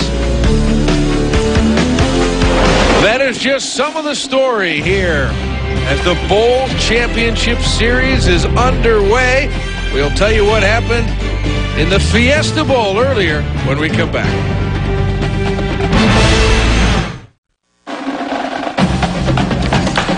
After a 52-point first half, what could be expected in the second half of the Sugar Bowl for the 2006 West Virginia? Looking much stronger than many anticipated coming out of a weak Big East, but given the SEC champions all they can handle and more. Now let's head back to Wisconsin and Auburn. Earlier today, John Stocco hitting Brandon Williams with the screen. He turns it into a 30-yard touchdown. The Badgers were up 7-0 early. They were up 10-0 when Stocco will be looking for Owen Daniels. Nice play there to make it 17-0 Wisconsin. That lead was cut to 7 when Brian Calhoun takes the pitch. Just explodes through the right side for 33 yards and a touchdown. Wisconsin went on to win this one 24-10 to finish 10-3 on the season. Capital One Bowl champs. How about Brian Calhoun's day? 30 carries, 213 yards. John Stocco, the quarterback for the Badgers, big day as well. 15-27 for 304 yards, including 2 touchdowns. 6 of those receptions went to Brian Williams for 173 yards. Brandon Williams, that is. Earlier today on ESPN, the Fiesta Bowl. Notre Dame and Brady Quinn, well, they took it right down the field on their first possession. Darius Walker, the 21-yard touchdown, and it was 7-0 Notre Dame. From that point forward, the Buckeyes woke up. Troy Smith going 56 yards to Ted Ginn Jr. Just blew by the secondary to make it 7-7. In the second quarter, Ginn would get it again, this time on a reverse. Takes the little flip, turns the corner. Look at the blocking downfield here. Great job by the Ohio State Buckeyes. 68 yards later, Ginn was in the end zone again, 14-7, Ohio State. That was the score when it was time to get Santonio Holmes involved off play action. Smith going deep. And Holmes takes this one 85 yards to make it 21-7. Nearly had it knocked away from behind on a premature celebration. It was like 15 yards on the kickoff for that, but no matter.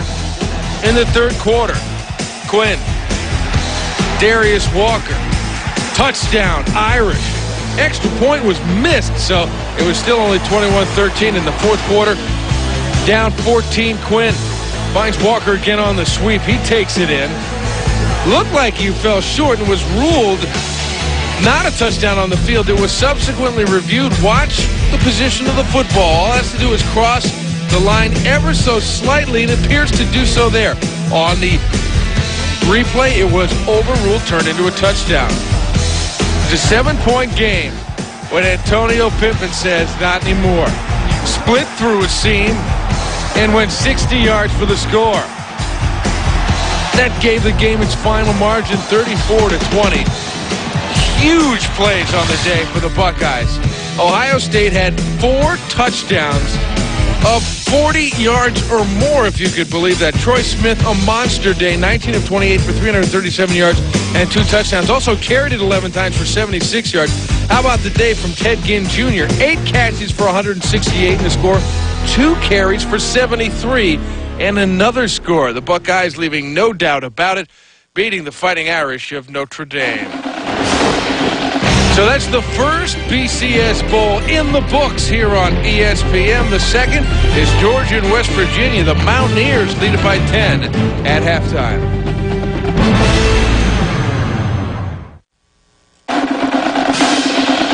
Almost ready to start the second half. Out of the Georgia Dome in Atlanta, not far from the campus of the University of Georgia. Bit of a home game for them in this Sugar Bowl, but it hasn't gone real well for them right from the start when Pat White gave it to Steve Slayton over a huge hole up the middle, busted out the left side. This one went for 52 yards on the opening drive, and it was 7-0 West Virginia. Didn't stop there. This time Pat White going to the air, rolling and finding Darius Raynaud, 13-yard score, 14-0 West Virginia after a Georgia turnover.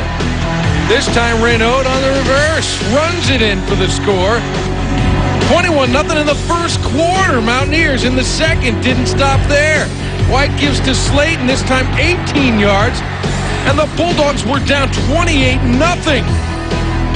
Finally got things going, did Georgia, when Craig Lumpkin lugged it in from 34 yards out to get Georgia on the board. Still trailed by 3 touchdowns. Big play here. Shotgun draw for Thomas Brown. Appeared to be stopped at the line of scrimmage, but emerged from the pack and went 52 yards for the touchdown to pull him within 14. After a West Virginia field goal made the lead 17. Shockley finding the big man Leonard Polk with a 5-yard scoring toss. And that brought it to 31-21. That's where we sit, waiting for the start of the third quarter. Let's look at the numbers. Georgia's actually got more first downs, 16-12. They've rushed for more yards, and well, they've actually passed for more yards, and they've rushed for almost as many. So statistically, they are right in this game, are the Bulldogs. But they've given up a couple of huge plays and are trailing by 10. When we come back on ESPN, we will get the second quarter started. West Virginia and Georgia in the Nokia Sugar Bowl.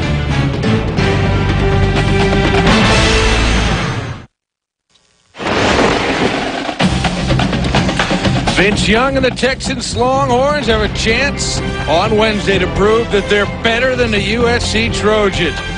It'll be the 2006 Rose Bowl, and it'll be the battle for the national championship. You can see it live here on ESPN. Both teams are undefeated.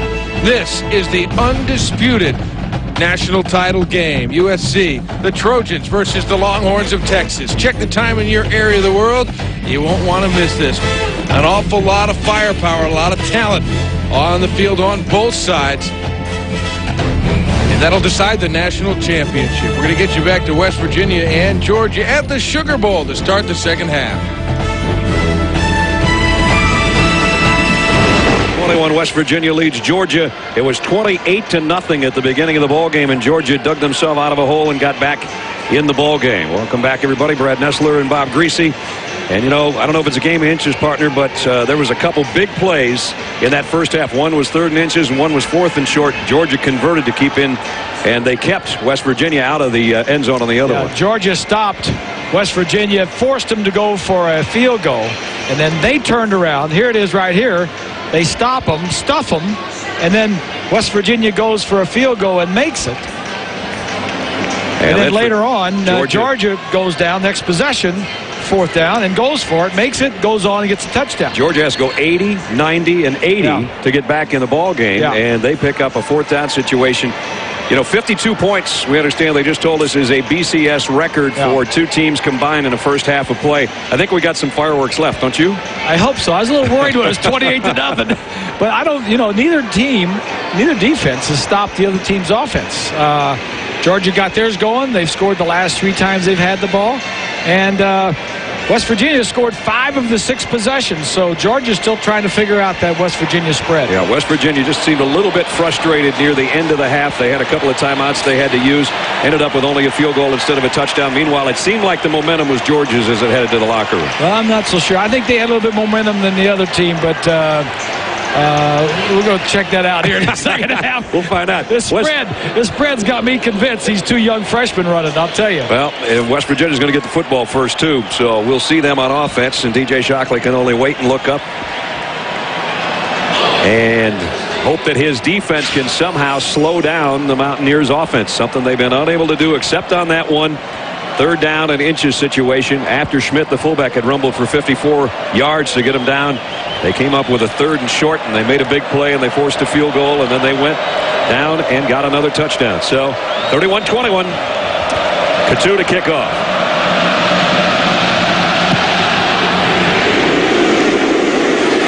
It's going to be returnable by Lewis from the goal line.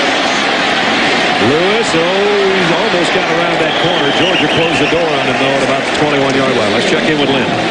Brad, Coach Rodriguez told me when he was coming out for the start of the second half, he said, we knew that Georgia was going to be a tough opponent. We knew they were going to come back. Yes, it was a great first quarter, but there was a whole football game to play. He said, this is like a fight. All he knows that he has to do is answer the bell. He's got to come out. He says, we've got 100 more slugs to go in this ball game, then we might have a chance of winning it at the end. There's a bunch of punches left, I think.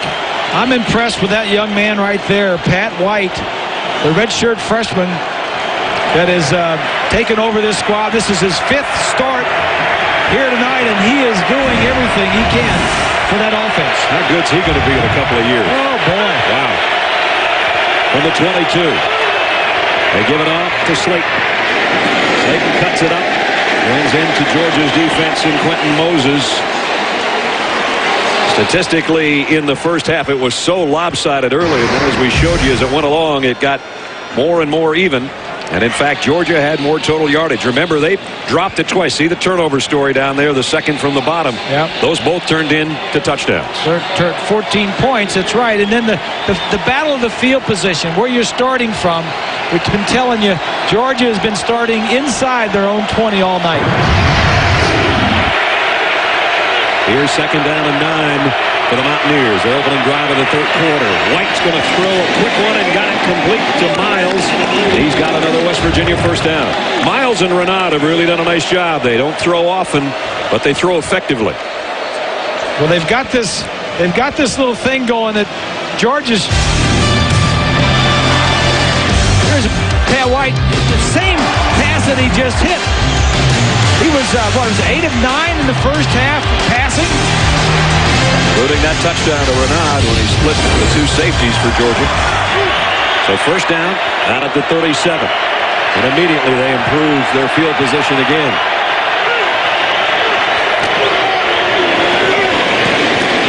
And the fullback pulls his way out across the 40 to the 41.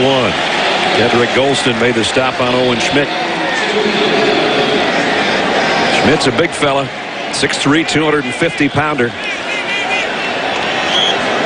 Pat White, there's what Bob was talking about, 9 out of 10. That's a pretty good percentage. He came in like 52% or something like that, 54%. Straight run here on a direct snap, and he's in the clear. Georgia may have gotten lucky that Verdun Wheeler dragged him down, or he might have been off to the races again. A pickup of 13.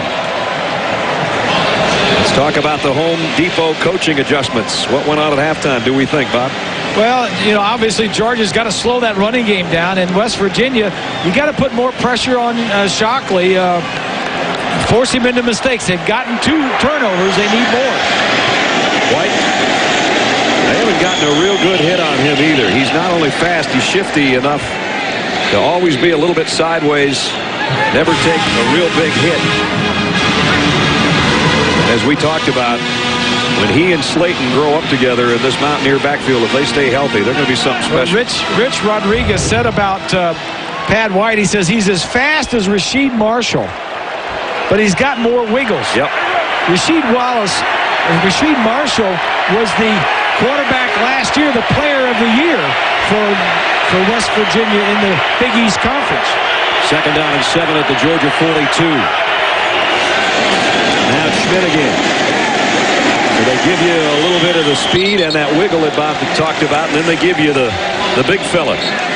Schmidt says, I've been called everything. I've been called a horse. I've been called a mule. I've been called an ox. I don't care what you call me. Just let me play. And those are the types of guys you like to have.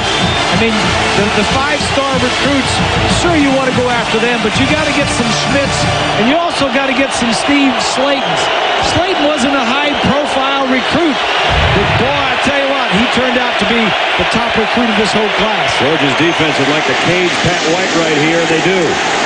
As you saw August 6 looking on, they stop White short of the first down.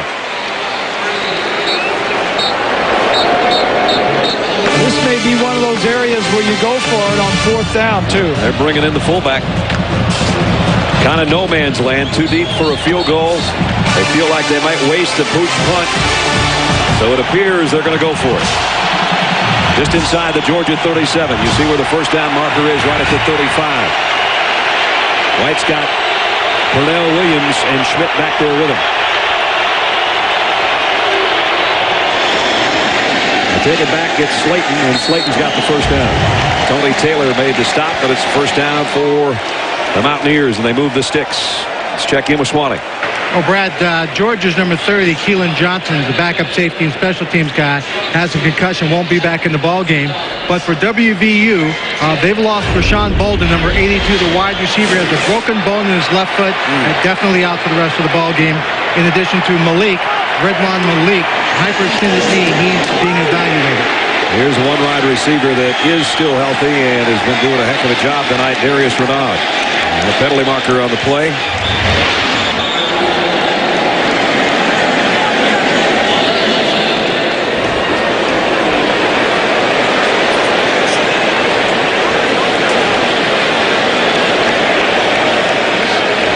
Personal foul on Georgia.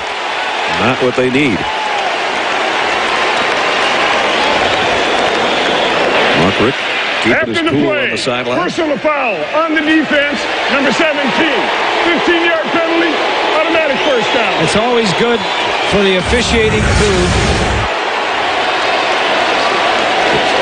Into the play, and there's the push by Greg Blue. Yeah, it's always good one of the officials and the officiating crew to go over and talk to the coach and tell him personally before the referee announces it. Just give him a little special attention. Let him know what's going on. Here's the Mountaineers at the 20 again. 1st and 10. Opening drive, 3rd quarter. Looking to add to their 10-point lead.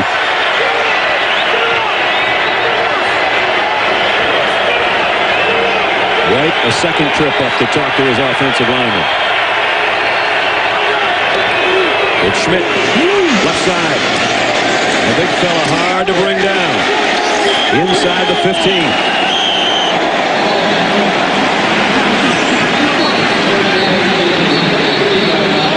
Good gain again. It'll bring up a 2nd down, and Schmidt's got 71 yards on 6 carries. Yeah, he came in with 300 yards on the year rushing. But I'm impressed with this guy. He's got the power. The other guy's got the speed and the wiggles, but this one has the power. Up until this year, the fullback in the Rich Rodriguez era had 7 carries total. He's got 71 yards tonight. There's a big hit on Slayton. Ball almost popped out of there. Georgia acting as though they have a play on it, and they don't. Jarvis Jackson made the hit. It's a big hit by Jackson, tackling him one-on-one in the hole. You know, coming into this game, Greg Blue, who just had that penalty called on him a couple of plays ago, he said, we're going to introduce Mr. White and Mr. Slayton to Southeastern Conference football. So they were hoping to get some big hits, and now we got a personal foul going the other way. This one on West Virginia. That ball did come out, Brad, but Slayton got back on it. After the play, personal foul on the offense, number 7. Down does count. The down will be 3.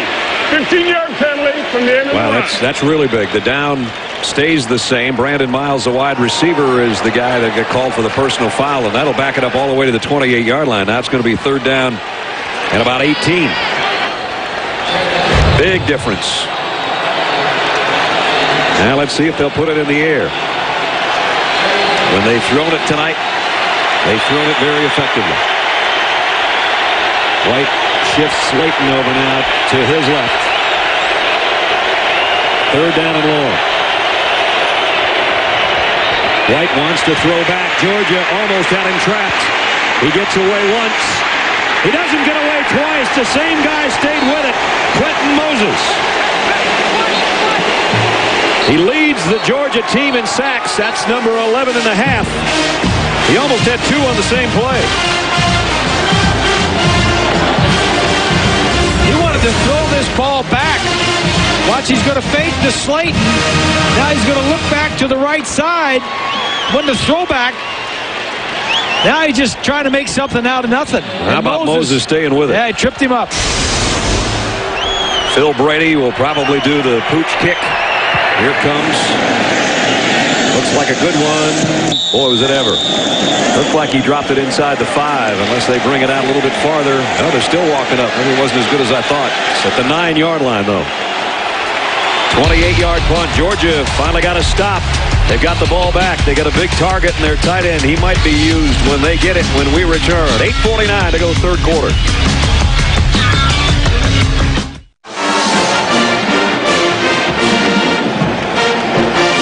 West Virginia continues to lead by 10, 8:49 remaining with no further damage done if you're a Georgia Bulldog fan, as that sack by Quentin Moses effectively took West Virginia out of field goal range and forced the punt. Bad news for Georgia, as if they didn't have crummy field position the whole first half. Bob, this is the worst they've had. Well, it's like I say, it's a credit to the Mountaineers to, if they give the ball up, give it up back down there. Brown hit in the backfield, down about 2 yards. Georgia in the first half, first of all, they couldn't get things going with a couple of punts, and then it got worse. Well, first they fumbled, Ware did, and then Shockley fumbled the other one. The first 4 drives, they had 61 yards and 2 turnovers. In the last 3 drives, they had 250 yards and 3 touchdowns. Now in a perfect scenario, they'd like to go 91 yards for a touchdown. They'd take any kind of points out of this drive, I'm pretty sure, trailing by 10. DJ Shockley in the shotgun. Sets up near his own 2-yard line. Throws across the middle. Brown's got a first down and a little bit more. Thomas Brown squirts out of there. Out to the 23-yard line. Some breathing room now for Georgia. Pickup of 12. There's a missed tackle there by one of the linebackers. They said earlier in the ball game, tackles and takeaways. They got a couple of takeaways. They turned into 14 points. They got to come up and make the tackles when they got the opportunity. Both Brown and Lumpkin have touchdown runs tonight. Thomas stays in there as the tailback. And DJ Shockley fakes it to him and then counters with a run of his own. And steps out of bounds prior to the first down marker. Dean McCann forced him out. Georgia offensively in the first half, we mentioned Brown and Lumpkin. They were a big part of the ground game, and obviously DJ Shockley's always going to be the man with the passing statistics. 11-18, 135. Brown with a touchdown run of 52, among that 66. And Leonard Pope with a touchdown catch, part of 4 receptions in the first half. So Georgia with a 2nd down and a long 2 at their own 31-yard line.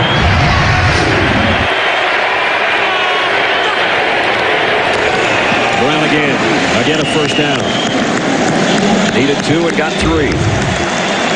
Ernest Hunter, the nose tackle, one of the first to get to him.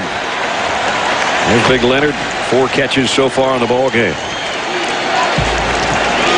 Out of Americus, Georgia, and he might end up being the leading receiver on this team if it keeps going this way tonight. The last tight end to lead Georgia in receiving was Kurt Warner way back in 1989, and everybody pretty much says this guy at the next level will be a heck of a player too. Yet to be determined, but he's got the frame for it. He's got a frame. He's got a 6'8" frame on him. Shockley's got a man open. It's Brown, and he kept his balance somehow, and he got about 6 yards at the end of the play. Great second effort by Brown. Maybe second and third effort, in fact.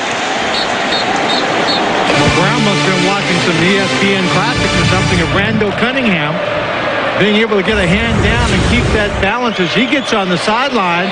Looks like he's pinned going down. And watch the hand right there. The good balance, the leg drive, get back under the body.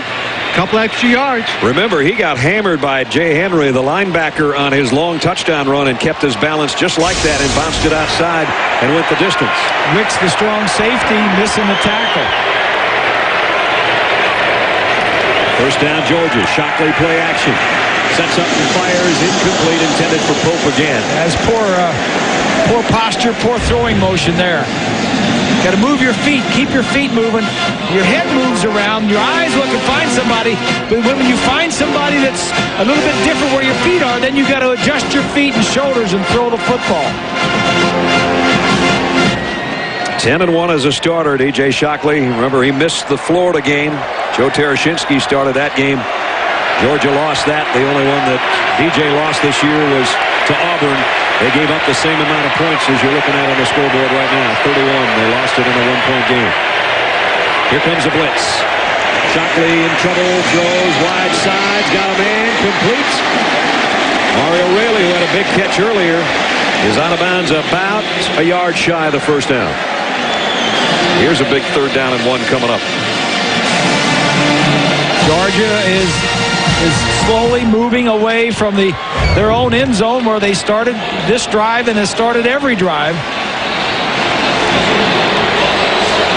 Georgia comes in with an extra lineman and an extra tight end. They got all the big dogs in there. Oh, yeah. 3rd down and a yard. Brown. Fumble! West Virginia says they have it, and they do. There is a man down for West Virginia. And now he's up. You talk about a huge play. This is the 3rd forced fumble in this ball game by West Virginia. Jay Henry forced the fumble. Somebody got on top of it for the Mountaineers, and they stop a Georgia drive dead in their tracks.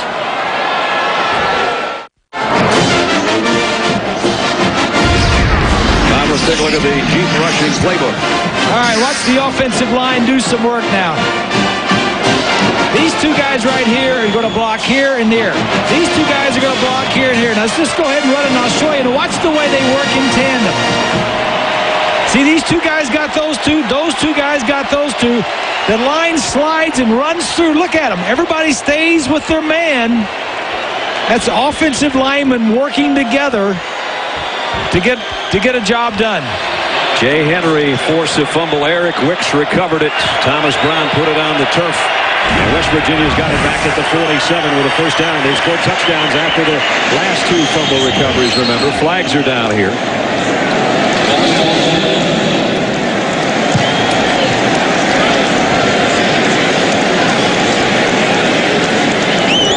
Right to the snap.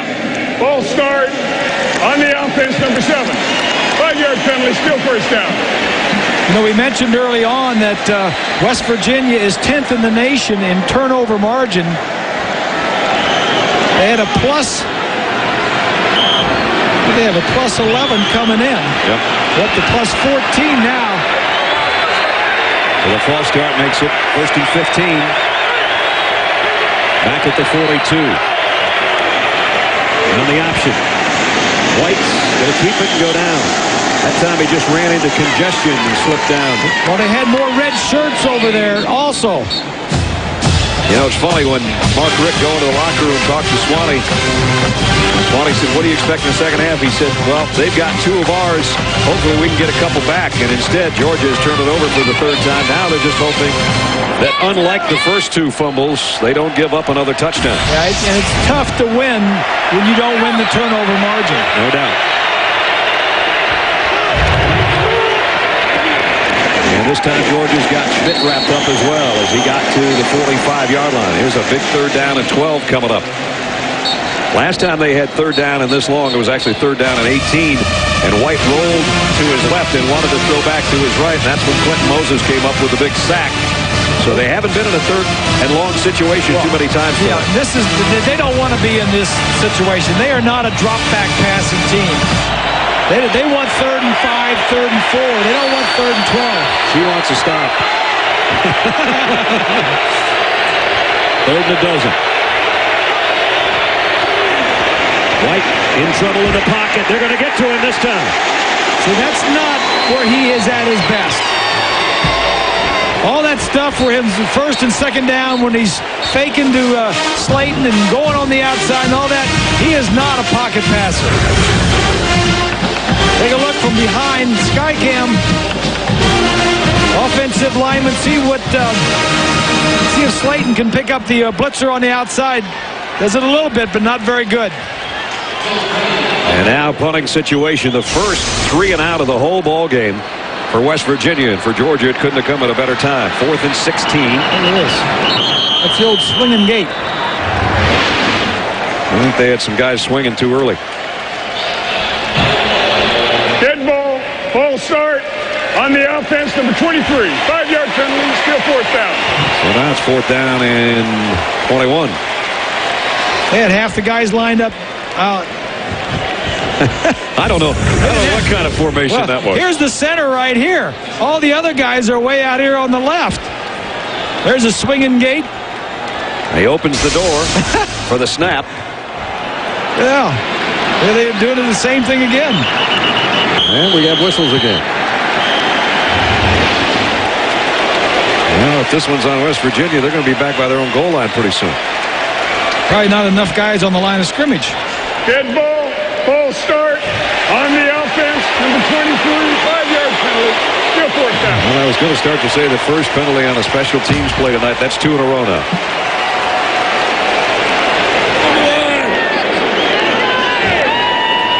So now it's back, and the line of scrimmage is the 31-yard line. Now they're going back to conventional punting. Sort of conventional. Yeah, sort of conventional.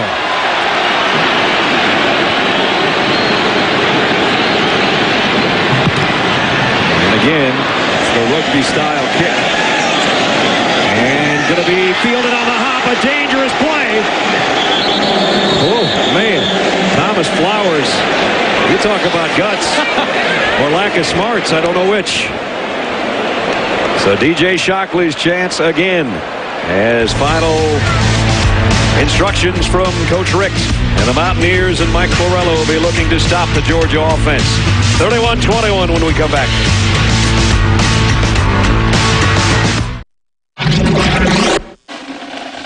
The FedEx Orange Bowl is coming your way tomorrow here on ESPN. Penn State will be taking on Florida State, the Nittany Lions versus the Seminoles. This is a battle of the 2 all-time winningest coaches in Division I-A football history. Joe Paterno, second only to Bobby Bowden. Check it out here on ESPN. FedEx Orange Bowl tomorrow night. For now, we go back to the Sugar Bowl, where West Virginia leads Georgia. Crowd at the Georgia Dome, 74,458. About 5,000 off the Nokia Sugar Bowl record, but of course that's, well, it's in the Superdome, and that's a bigger place, and we hope they're getting it put back together for next year. DJ Shockley, first down, over the middle, got it to Massaquoi. Massaquoi got tattooed as he got about 9, almost 10 yards before Jay Henry made the stop. Jay Henry, the linebacker, one of the academic All-Americans, twice as a matter of fact. Never had anything but an A in his whole life. Not an A minus? Not an A minus even. A B? Not even a B. Out of Jenks High School in Tulsa. Helped them to the Class 6A title for Coach Trimble down there. Smart player. All the guys that he lives with are about 3'2" and above, and he's so far above them that they say it makes him kind of sick sometimes that he can't get a B. A couple of his teammates said, you know, I never had more than a C, so I don't know how to act around him. Jeff Castile, the defensive coordinator, says I got to stay on my toes because he'll correct me if I don't say something right or do it the right way. Massaquoi did get a first down. You know, Jay is only 2 classes away from a finance degree, and he says his goal is to stay in school and going for a double major in 2007. So he's got his mind set on all the right priorities. I think he's only got 21 hours more to get that double degree. Good football player, too. 6'2", 225, a junior. He's made some big hits tonight. The last one, though, he made about a foot too late for Massaquoi to get the first down. Georgia with a first at their own 42. A little over 3 minutes left in the third quarter. Dogs trail the Mountaineers by 10. Look like they might blitz DJ Shockley here. They come with a delayed blitz. Shockley in trouble. Got rid of it. Almost completed it to Leonard Pope. Coming up ABC Thursday, the show that swept America off its feet is back. 10 new celebrities take on the toughest challenge of their lives. Who will rise, who will fall, who will be crowned dance champion. New steps, new stars, new season. It's Dancing with the Stars 2-hour season premiere live. Comes up Thursday at 8, 7 Central, only on ABC. I enjoyed that show last year. Jerry Rice going to be on that, I saw. In my younger days, I should have been on that. I was thinking about that, Swanee. You probably could still do it. Well, he thinks he could. From the 42. Lumpkin out to the 45 as now they give Lumpkin a chance because Ware has fumbled, Brown has fumbled, Shockley has fumbled. Lumpkin has held on to it, and he's the bigger back of the 3 that they use. A 211-pounder. Actually, Ware's pretty good size, too. Both those guys well over 200 pounds. Third down for Georgia. Third down and 7.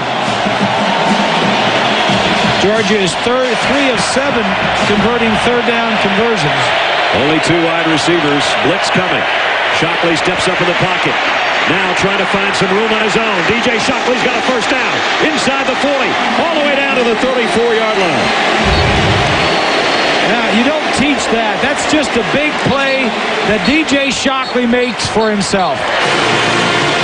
When you take DJ, that's what you get in the package. You got somebody that's going to drop back, look around. Nobody was open.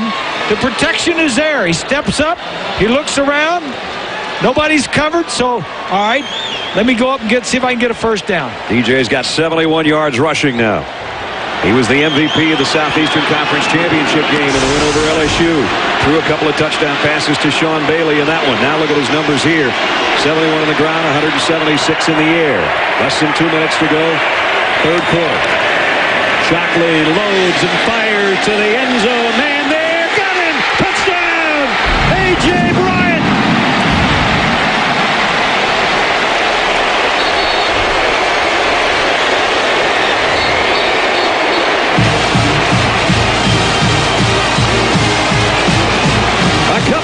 Before the game, we had a tornado warning in Atlanta. Now we get a dog watch. 31-27.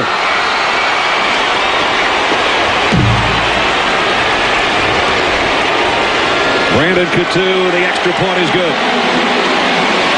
And the crowd ignited by DJ Shockley. Shockley saw he had single coverage and did a good thing.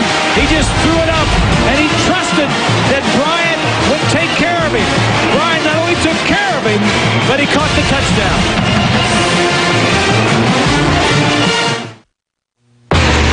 Hello, I'm Captain James Akers from Fayetteville, West Virginia. I'd just like to say hello to my family and friends, Rich Rodriguez and the Mountaineers, and all the wild Mountaineer maniacs out there. Just win, baby. All right. We welcome you wherever you might be watching around the world on Armed Forces Network. We got some kind of game brewing right now in Atlanta.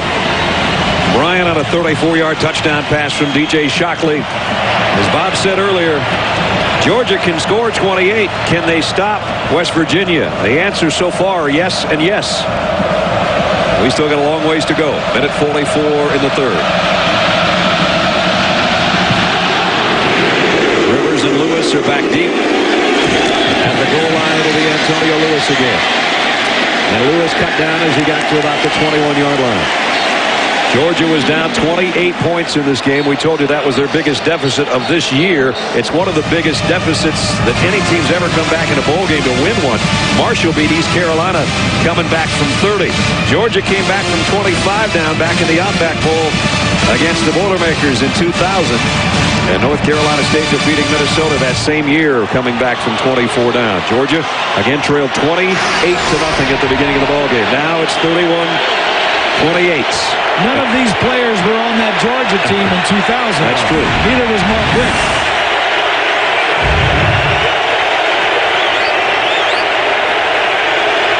West Virginia went 3 and out on their last offensive series. They're going to toss it to Slayton. And he got the corner. And he cuts back. Might get a lot more. Now he's got a man he's hoping for a block from, and a good open field tackle by little Tim Jennings, or that one might have been off to the races again. As it is, he got 11 yards. He ran all the way over to the left side of the field, which got everybody in a red jersey over there. And then he just had enough speed to come back. He may have run out of gas. This kid's going to be something special. You're not kidding. He's a track guy. He looks like a football trip player that happens to be a track guy, not the other way around. Yeah, you're right. At the 33, first down. White waits on play action, now throws on the run. Oh, Renaud made a great catch. He caught it about 3 times. Shaken up on the play. Had it in his hands, bobbled it. May have landed on it. We hope that's all it is, because that was some kind of effort.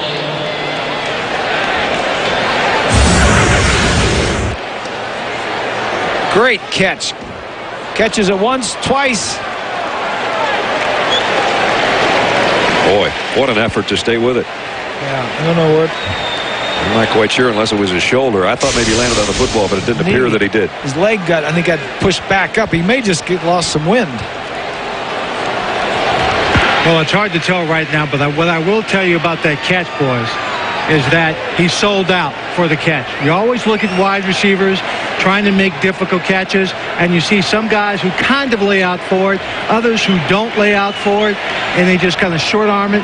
That time, he just knew he wanted to make the catch. He sold out, taking a hit on the ground when he fell for it, just to concentrate to make sure he pulled it in with his hands. Yep. And unfortunately, it may have cost him in terms of a physical injury. And it looks like they're working on his left knee. Talk about track guys. He's a former Louisiana long jump champion and the former MVP of the Louisiana State Championship, in fact. And again, he hit it once, twice, 3 times. The 4th time was the charm, and had to go airborne to make sure he secured it. And then maybe it was the hit he took as he was landing. So Darius Renaud, who's got a touchdown rushing and 1 receiving tonight, up and limping off.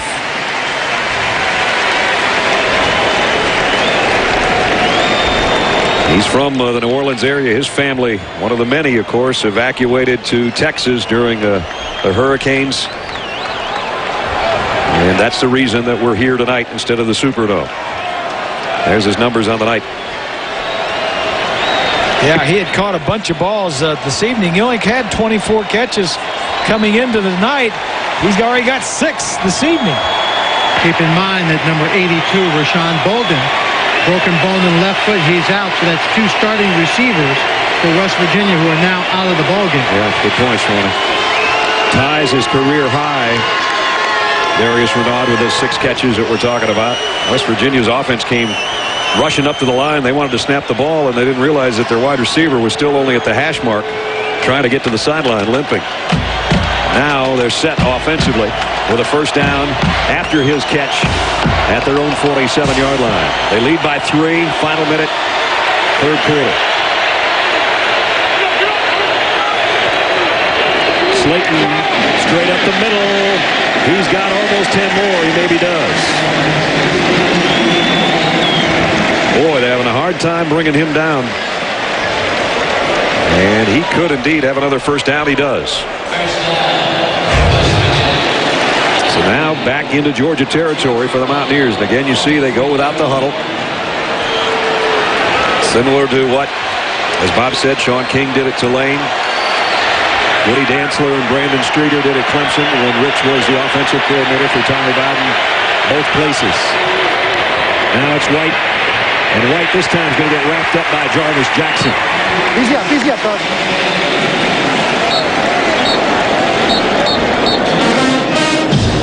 That might be the final play of the third quarter as White's got time to look to the sideline. And I think they're just going to let this run down, and they won't have very far to go to switch ends of the field this time. Remember the first quarter when they led big? They're still going to hustle down now. They only got about 15 yards to go, though, this time. I think they're going the wrong way. They're going to have to come back. I think they went too far. Our presentation of the Nokia Sugar Bowl will continue after this message and a word from our ABC stations. Don't go away. We got a big fourth quarter coming up.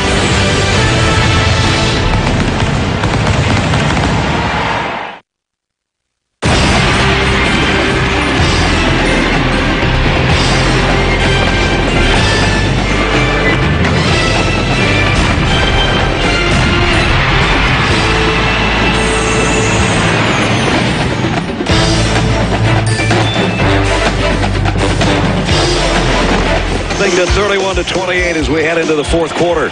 Brad Nessler, Bob Greasy, Lynn Swan, and our ABC crew. The 72nd Nokia Sugar Bowl. What looked like it was going to be a blowout for the Mountaineers. A 3-point game as we enter the fourth quarter. Second down and 9.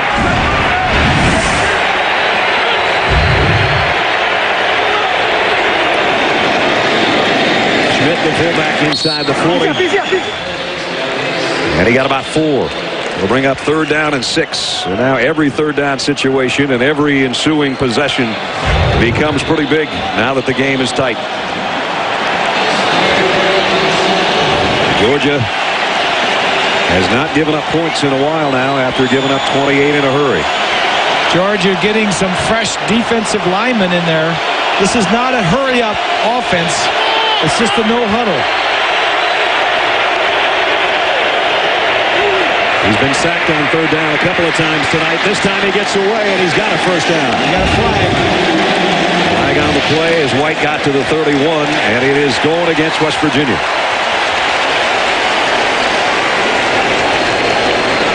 So that negates a huge first down for them.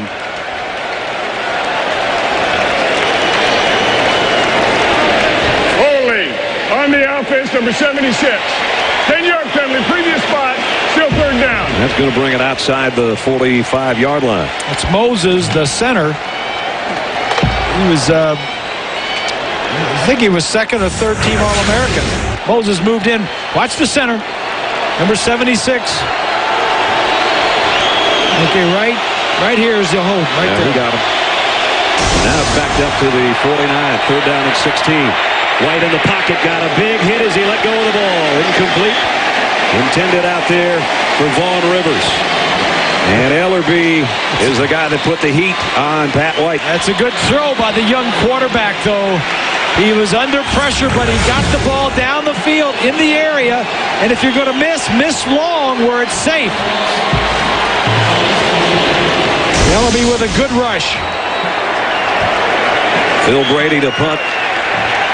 West Virginia scored on their first four touchdowns. Now they've punted on 4 of their last 5 possessions. The other one was a field goal. Thomas Flowers is back deep for Georgia. He'd like to get a shot at this, and he will from the 10. Flowers 20. Flowers 30. Out to the 36-yard line, no flags. Field position slowly changes in the favor of the red and black. Long way to go. 13:53 left. West Virginia clings now to the lead.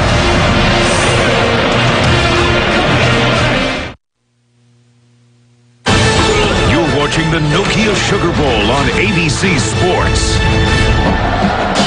Let's take a look at our FedEx air and ground stats. Air stats, all courtesy of DJ Shockley. 210. West Virginia and Pat White 120. And on the ground, a little more even. West Virginia has the advantage. Remember, they had over 200 yards in the first half, though.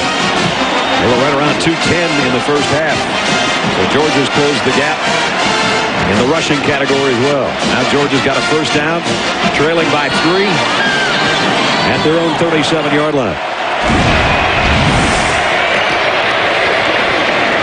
Brown almost broke it out of there. Ernest Hunter holding on for dear life. The nose tackle brings him down. He got 7, though. And Georgia's been setting itself up in better second and third down situations recently. And now they've got better field position finally for the first time all night, really. So, partner, we're doing the Sugar Bowl. And we're in Atlanta, not New Orleans. And the good news about New Orleans is I saw where Cafe Des Mondes is back open. And every time I'm down there, I go down there for little beignets and some coffee. And we'll be back there for Sugar Bowls in future years. Yes, sir. Shockley got a man open. It's McClendon, and it's a first down.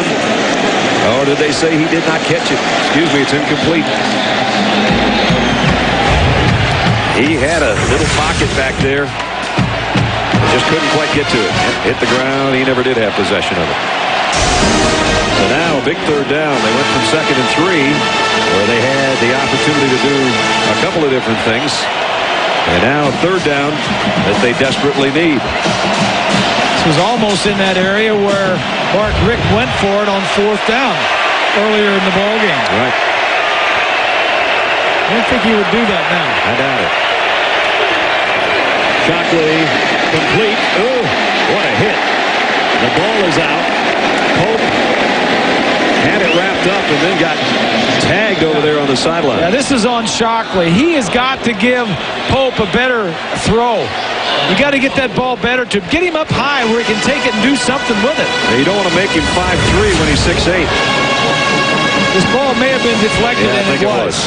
I think Kevin McLeod got a piece of it. So look at the hit. That's why they get so many forced fumbles. Lorello has 5 forced fumbles on the year, and this is why he sticks his helmet right on the ball. Guys, I think what they're looking at, that might have been a catch and a fumble. That is what they call in the field, I thought. Okay. So it's 4th down either way.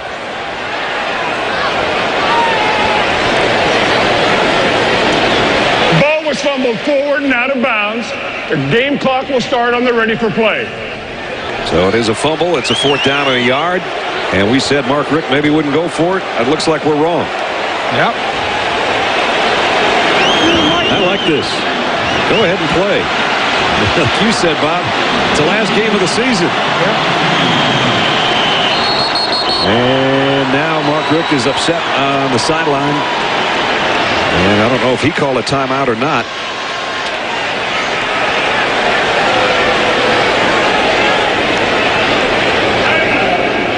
University of Georgia. They have taken a timeout. Number 1.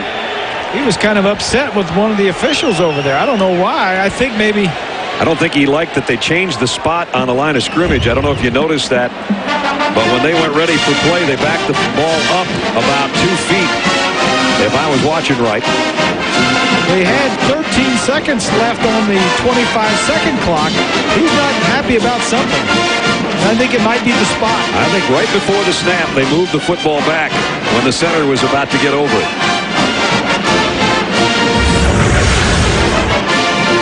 First of all, here's the previous play. Pope hit.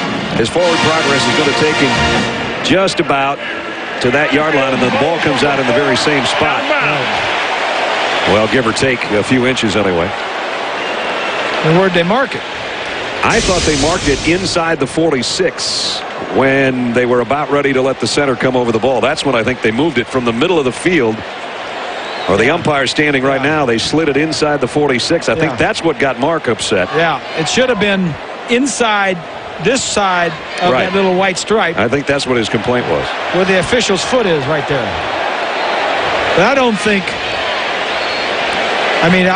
you go for it or don't go for it because it's the football further back. It's about the length of a football difference the way we see it. They're going to get the spot right here. Yeah, they're going to get the spot in the official upstairs. Bob, I agree with you in part about if it's not the length of the football, but as we all know, sometimes it's the smallest amount of measurements or time that make the difference. Seconds. Seconds. I mean, we go back to the Michigan-Penn State game. Lloyd Carr argued for 4 seconds. He got in the course of the ball games. He got 2, and the last play they executed had how many seconds on the clock? It was 1 or 2 seconds. 1 or 2 seconds. Yeah. And that was the difference in Penn State having one game that they lost versus, Michigan having the great win.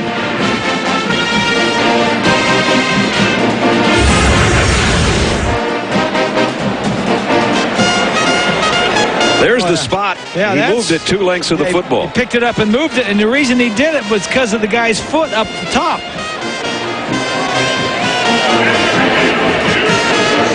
The guy up top just shifted his weight. The ball will be placed at the 44-yard line. Georgia will not be charged a timeout. All right, Georgia wins that one because they not charge a timeout. They moved the ball back to where it rolled out of bounds. It's not going to be at the 44-yard line. The official's wrong by another 2 yards or 3, but we get what he's trying to say. They're going to move it to the 46, which is going to be the slide. Well, they haven't moved it yet. They haven't moved it at all yet. Now they're going to call it an incomplete pass, and they're going to move it back to the 44. I think that maybe that's what he's talking about. So now it's an incomplete pass. So that changes everything. It was an incomplete pass. That's what the ruling is after the review. It wasn't about the spot of the ball. It was about whether or not it was a complete pass. So it's 4th down back at the 44.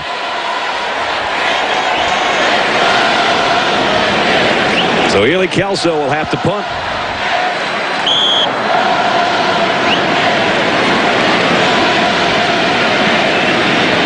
And back deep is Antonio Lewis.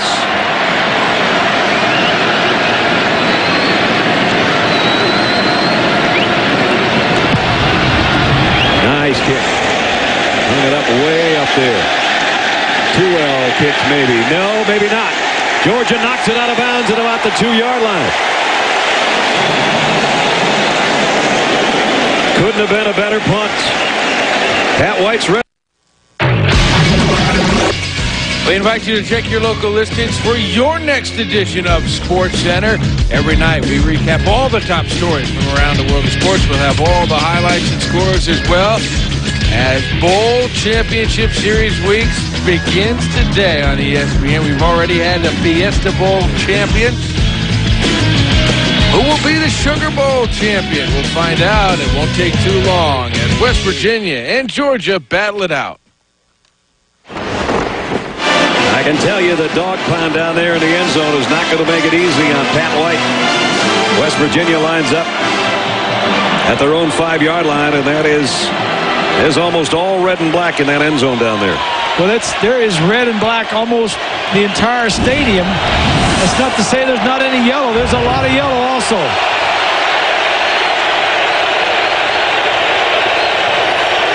White fell down but got it to Slayton. And Slayton's going to be swarmed under at the line of scrimmage. White did the smart thing. He got up under center and snapped it in a hurry, but then he ran into his tailback just trying to get him the handoff.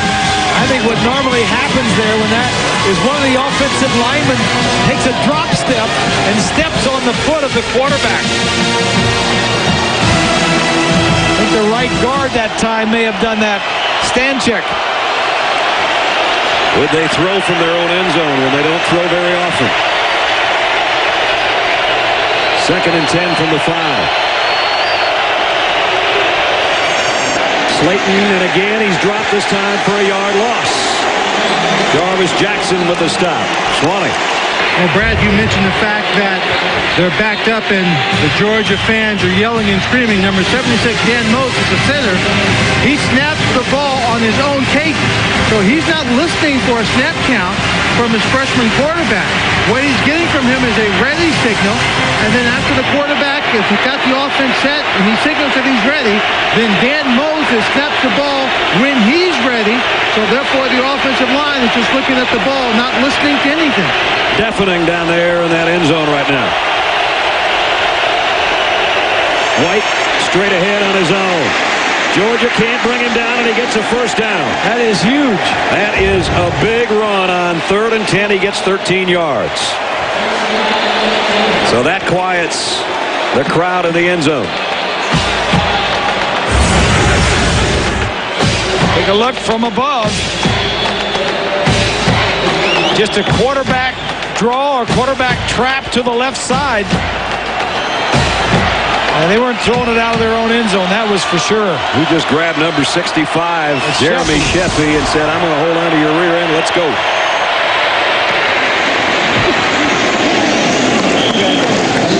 And a gain of 3 on the play for Slayton. Swanee was talking about the center, Dan Moses. Almost didn't end up being a center in his first start at center against Maryland this year. First 2 snaps in the shotgun right over Bednarik's head. Rich Rodriguez told us, he said, I had one more snap in him and I was yanking him out of there and he wasn't going to be a center. And he went on to be named second-team All-American. He's improved. Oh, he's the key to that offensive line. 2nd and 7. Play action. White got around one guy. And a second. And almost a third. Jarvis Jackson finally brought him down, but he scampered for 6 more yards, and it's 3rd down and 1. It's amazing the composure of that young man. He looks so young, but yet just so cool in the face of all these guys. I get rid of you, I'll get rid of this one, and I'll still get up for the first down. You know, he's going to be something special.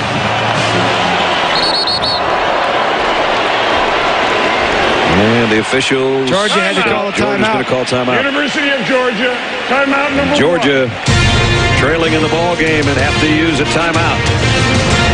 9:23 in the 4th quarter.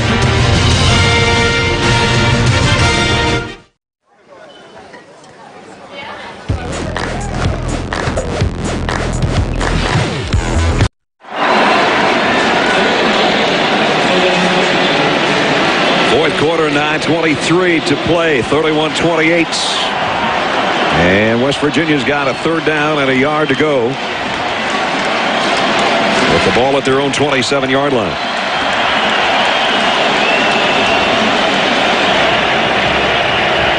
White, last time on 3rd time, took a direct snap and picked up a first. This time he gives it to Schmidt, the fullback, and he's got the first. Out across the 30 to the 31. 3rd time now Schmidt has run for a first down on 3rd down. So the big guy's paying his dividends tonight and putting together a heck of a game as far as yardage. West Virginia, as far as average field position in the first half, they started about their own 40. In the second half, they've been backed up around their own 25-yard line. After that carry, Bob Schmidt's got 82 yards, a career high. First down at the 31. White's going to flare it out. Oop, even out of the hands of the intended receiver, Darius Renard, who was shaken up earlier in this quarter. And look at that. White's always saying, hey, that was my fault. Big smile on his face. Talk about people and teams that are affected by Hurricane Katrina and Rita. That's why we're here tonight instead of the Superdome. Pat's dad is a local fire chief in Daphne, Alabama. That's only about 11 miles south of Mobile. And, of course, that whole area was hit, too. So his family was affected as well. 2nd and 10 at the 31. Georgia has not come up with a big defensive play tonight.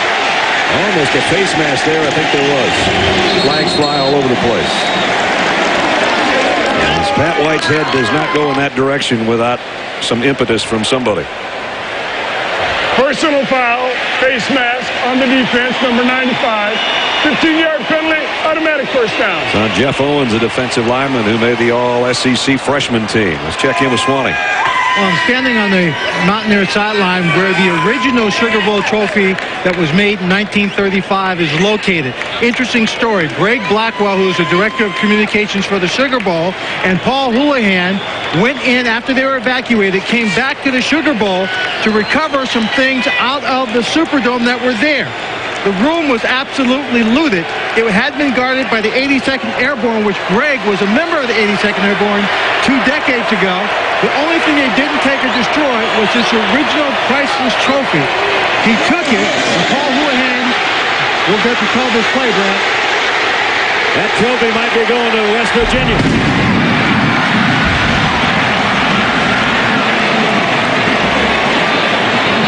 Slayton's second 52-yard touchdown run.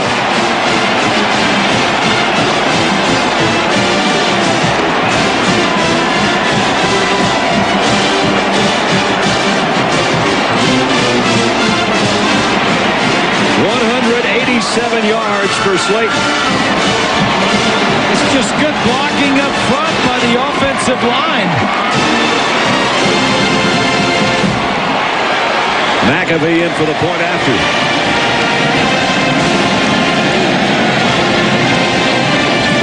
And it's up and good. Big plays. We talked about how good this team rushes the football. Between White and Slayton against Pittsburgh, those two alone rushed for 399 yards. And now Slayton's got 187 on his own, including this one, Bob. Take a look. Here's a linebacker over there. He should be right here. The play's going to come right at us. Look at this. The linebacker goes out. The blocks are here, right where the linebacker should have been. That's Taylor. No, I'm sorry. It's Jackson, number 45. Taylor went to the left. Jackson blitzed around, and the offensive line just picked up everybody else inside. Georgia only gave up 124 yards a game on the ground this year. They've given up 210 more than that. West Virginia has 334 yards rushing. I can't tell you how impressed I am with this Steve Slayton. He only carried the ball 8 times in the first 4 games. And since that time, he had 924 yards coming into the ball game. Throw another 187 on the fire. Swanee, that valuable trophy made it through Katrina. I don't know if it'll make it through Morgantown. Well, it won't make it through Morgantown as long as they don't try to set it on fire. But Greg Blackwell took possession of this, traveled to the ground as he was displaced because of Hurricane Katrina, and he actually drove it here to Atlanta himself so it could be here for this Sugar Bowl game. Guys? The kickoff is deep. Georgia's going to try to run it back. And probably shouldn't have. Thomas Brown leveled at the 10-yard line. Now this is the second BCS game. 2 more to come. 2 guys that have won 712 games between them and 4 national titles. Get together in the FedEx Orange Bowl tomorrow night at 8 Eastern right here on ABC Sports. Joe Paterno and the Nittany Lions against Bobby Bowden and the Seminoles of Florida State. Young man, you deserve a quick sip or 2. Both of you. In 9 plays. And now Georgia knows what they must do. 8.5 minutes to play with 2 timeouts left and trailing by 10. They've driven long tonight several times. 80 and 90-yard drives. Shockley on the throw and completes it. Nope, incomplete. They're going to say Lumpkin and it hit the ground. Bobby Hathaway was covering. Georgia has had 11 possessions of the football tonight, and 9 of them have started at or inside their own 20-yard line. It's just really hard when you do that, and then you turn it over 3 times to have any chance to win a ball game. I'm not so sure that was a smart move, bringing that ball out. It was 6 or 7 yards into the end zone. Yep. DJ Shockley in the gun. Over the middle and delivered high. Incomplete. Raley was the intended receiver. See, those are the passes that DJ Shockley has to hit 95, 98% of the time. The little swing out of the backfield, the route coming across where you just see the guy. You've got to hit that. You just can't miss this one. just floated it and really couldn't hold on. I talked about the noise Pat White had to face in the other end zone earlier. Mostly West Virginia fans down there where Shockley and the Georgia offense is with a 3rd and 10.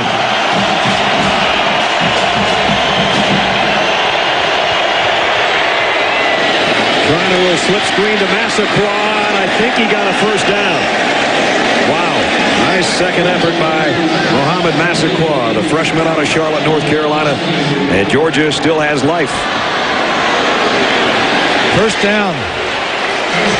You know, what a great job Mark Richt has done. Take a look at this effort by Massaquoi. I thought he was going to be way short, but he makes a nice run after the catch.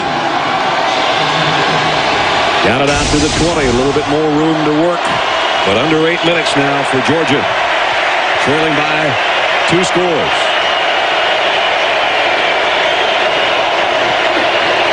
Shockley over the middle to Pope on the run. And he got about 7 more. Dragged down by Mark Magro, the inside linebacker. These fans take a collective gasp right there. You could almost hear the stadium get quiet all at once, because they know they've got to come to life for the next 7 minutes and change for their teams. I don't think anybody's left. I don't either. It's after midnight. And there's nobody's left this stadium.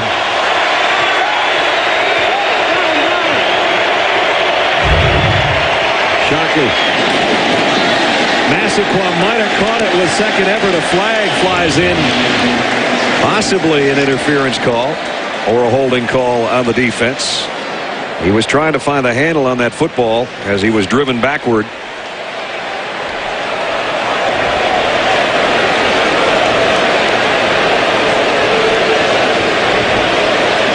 Here's the call. Maybe. I think he's going to hit him a little early. Interference on the defense. Automatic first down. Hit him a little early. Well, first down by penalty for Georgia.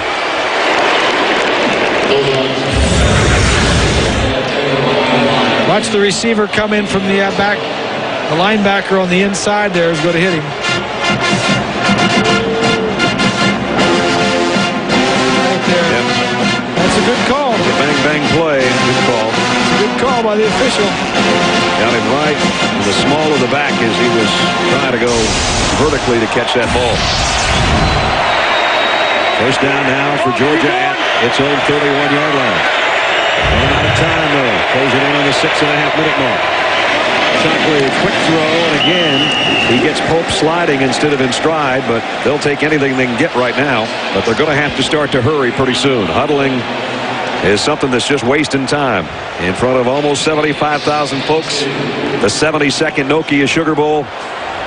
If you're just joining us, this game transplanted for the first time in its history to Atlanta because of the damage done by the hurricane to the Superdome. And from what we understand, hopefully next year, by November, they can play football down there again, both college and pro. Yeah, wouldn't that be a great? That'd be a great celebration. Sure would. Lumpkin in on the carry, and it is Lumpkin. He got the first down behind the block. Up front on a 2nd and 3. Wednesday nights, will it be the best championship game in college football history? We'll find out. Number 1 USC, number 2 Texas. One's won 34 in a row, the other 19 straight. They'll do battle for the national championship in the Rose Bowl game presented by Citi. Wednesday night, 8 Eastern right here on ABC. Vince Young, who had the sensational season leading the Longhorns to an unblemished record against Matt Leinart and Reggie Bush and Lendell Wright and all the stars that USC has. T.J. Shockley, play action. Flushed out of the pocket by Hunter. Wants to throw. Gonna go long. It's got a man open right now. But it's too late. And now another flag. Might have pass interference. McClendon was all alone back there. And that's a smart play because it doesn't get spotted down there. Yeah, he was open by 15 yards. He just couldn't get the ball to him. And with the pass interference, it's only a 15-yard penalty from the line of scrimmage. He was open by about 15 yards, but DJ was running for his life against the grain and had to try to wind up and throw it as far as he could. On the defense, number 23, 15-yard penalty, previous spot, automatic first down. Here's the receiver. He's just going to go straight down the field. In the NFL, this is a 50-yard penalty. Now there he is. Now he was about 15 yards. Now come on, get here. Hurry, hurry. He looked like Andrew Jones waiting for that one. So it's first down, though, in West Virginia territory at the 43-yard line. Massaquoi, McClendon, the wide receivers with A.J. Bryant joining him in the slot. Georgia pretty much forced to pass here. Shockley back, wants to go back deep down the middle. He's got a man open, got him! It's McClendon, touchdown!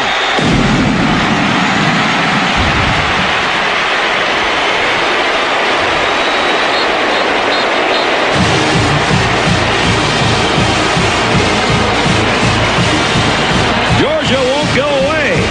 Shockley to McClendon, 43-yard touchdown.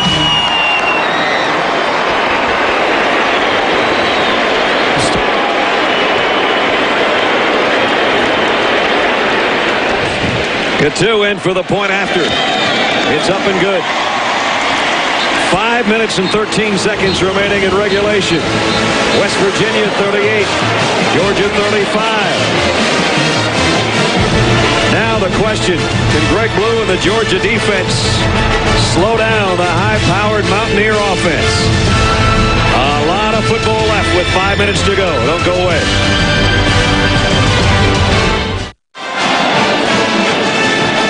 Well, partner, three-point game. Last team that has the ball wins. What do you think? Well, I'm impressed with West Virginia, and I'm impressed the way Georgia's come back. But I think the one that's pulling the biggest and the hardest is the Big East. This would be a huge win for the Big East. No doubt. Looking for their 11th win. The Mountaineers of West Virginia that never won a Sugar Bowl, never been in a BCS game. Georgia won the Sugar Bowl 3 years ago. We were there as they beat Florida State, as Mark Richt beat his mentor, Bobby Bowden, and now DJ Shockley with that touchdown. Responsible for 28 touchdowns this season, which passes Frankie Sinkwich back in the 40s, and David Green what he did back in 2002 in third place. We'll take another look at the touchdown following Coutu's kickoff. Rivers and Lewis back waiting on it. It's going to be Lewis, and he'll bring it from about 2 yards deep. Across the 20, but not by much. Out to about the 22-yard line. Marcus Brown made the stop. Again, some pushing and shoving after the play. And you don't want to have a penalty determine the outcome of the ball game, and the officials do a nice job of getting in the thick of things and getting everybody out of there. Let's take another look at the touchdown.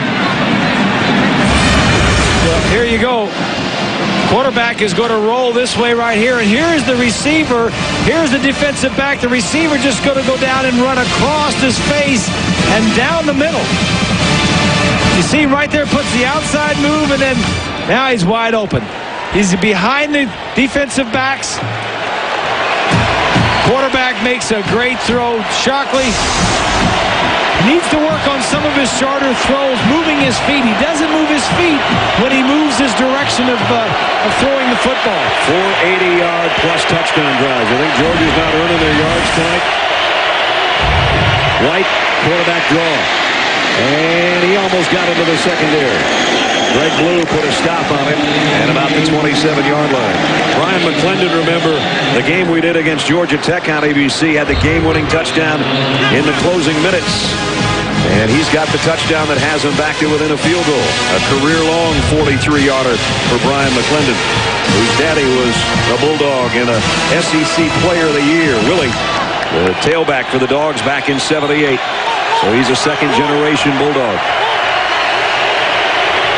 Second down and 5. White's got 4 receivers, 2 on each side, but he'll keep it on the ground himself. And now he's got some room to run. Got a first down out at the 34-yard line. They just can't bring this guy down. He's slippery and shifty, and he's got the wiggle that Bob talked about. Not only that, he's got speed. Things are looking up in Morgantown for this offense. They've got 8 starters, actually 9 starters returning, plus these 2 outstanding freshmen, White and Slayton. at quarterback and running back. And look at on the freshman rushing list. White 4 and Slayton 2. And White now has 67 yards on the ground. Remember, Schmidt, the fullback's got 82. Slayton's got about 190. Slayton again. First down, West Virginia. Out to the 47-yard line. Another 12-yard gain. The score is 38-35. Coming into this game, both defenses were ranked in the top 10. Georgia, in fact, was the number 4 scoring defense in the nation. They only given up 15 points a game. West Virginia was the number 8 total defense in the nation. All those numbers are out the window. They're all out the window. Slayton now officially has got 200 on the ground. And a 1st and 10. Using all the clock they can. Same play. Slayton broke 1 tackle and drags Blue and another guy with him. Got about 3 yards. But that's out of bounds and stops the clock. Swanee? Bob and Brad, remember the first game of the year that we did? West Virginia at Syracuse. Right. Watch these two teams, those two teams. West Virginia, not nearly the team it is today then. And one of the many questions that Rodriguez had about his team was 1, maturity, and 2, team speed. He didn't know how much maturity they were going to have and how much team speed. I think he got it all. I do too. They seem to be getting faster by the carry. White option pitch, a dangerous one, and Slayton's dropped in his tracks by Tim Jennings. For one time they've tried a deep pitch tonight. At least they haven't had too many. And it lost yardage. Well, this is one time where Georgia had everything covered. They had the fullback covered, they had the quarterback covered, and they had the pitch covered. Tim Jennings has made some nice open field tackles tonight. And he's not the biggest of fellas. Only 5'8". But he was up to the task on that one. Can they bottle up Pat White? Georgia on a 3rd and 11. At times they've been able to, at times they haven't. Here he goes again. This time they've got it. He crossed midfield to the 49, maybe even the 48-yard line, but it's 4th down. And the clock winding down. Remember, Georgia has used a timeout in this half, so they only have 2 remaining. And the clock continues to run. Valuable seconds, obviously. Yeah, I think if I were Georgia, I would have called a timeout. You never get those seconds back. Mark Richt hoping that Willie Martinez defense could do the job, and they did on that 3rd down play. And now West Virginia can let it wind on down. They won't have to call a timeout if they choose for another couple seconds. They take it all the way down to 1:45. And now the Mountaineers with a 4th down will take a timeout. We'll take it as well. 1:45 remaining in regulation. West Virginia 38. Georgia 35.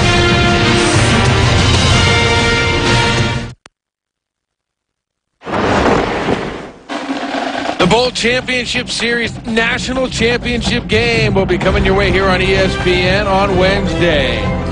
The Texas Longhorns will try to dethrone the Trojans of USC. Number 1 versus number 2.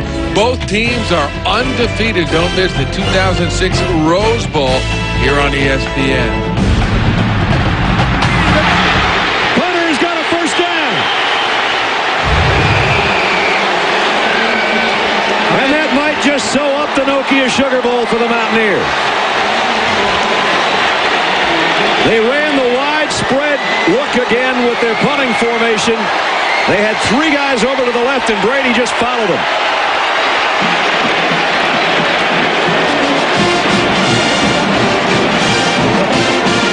Then that kind of game. I noticed this once before when West Virginia were punting. Everybody was running down the field, and Georgia was running with them.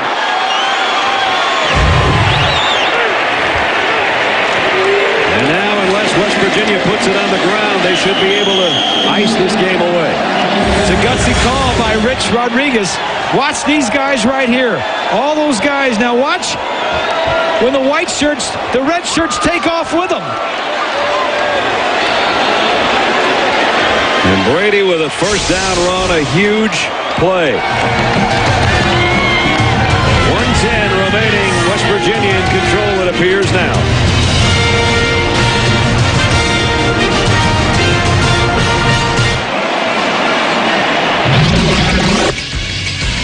Maybe that one will be on SportsCenter tonight. Check your local listings for your next edition. All the top stories from around the world of sports, all the scores and highlights as well. Here on the worldwide leader in sports, SportsCenter, every night here on ESPN. A gutsy call by Rich Rodriguez in West Virginia.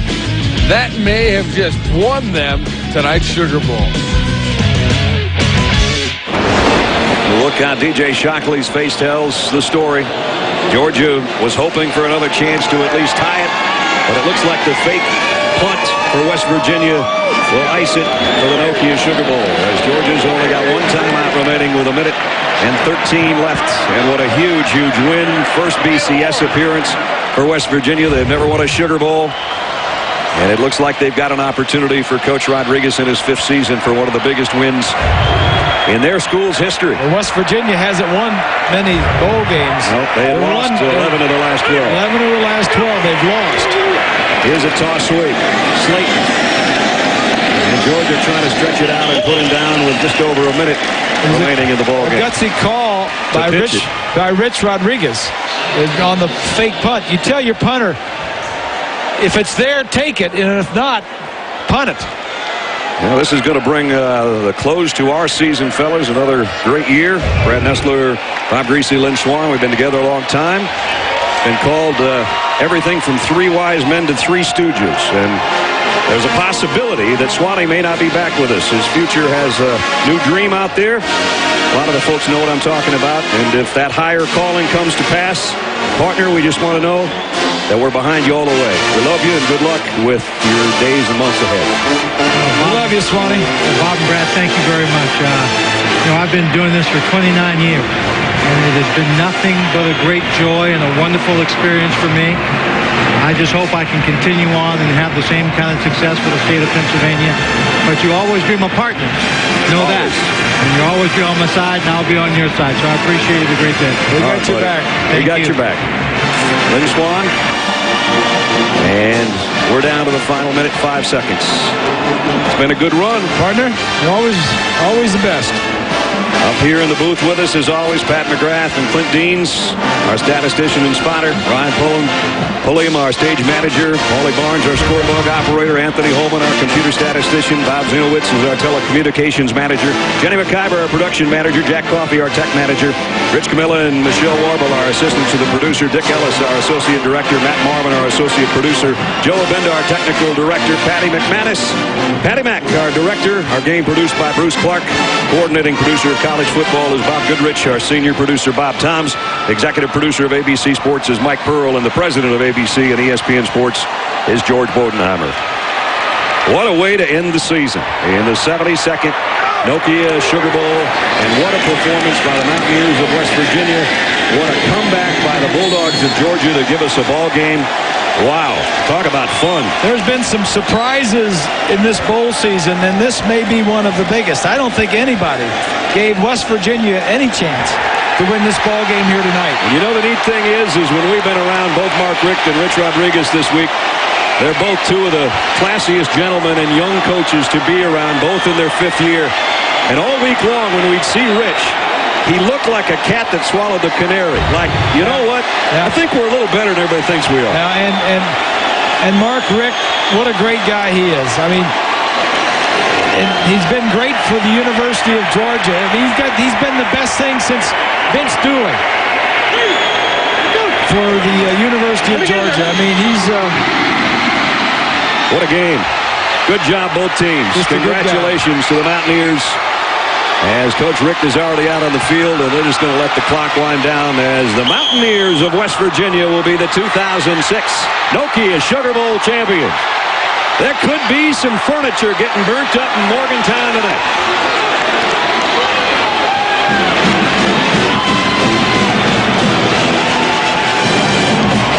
Final score, West Virginia 38, Georgia 35. Congratulations to the Mountaineers. Let's check in with Swally.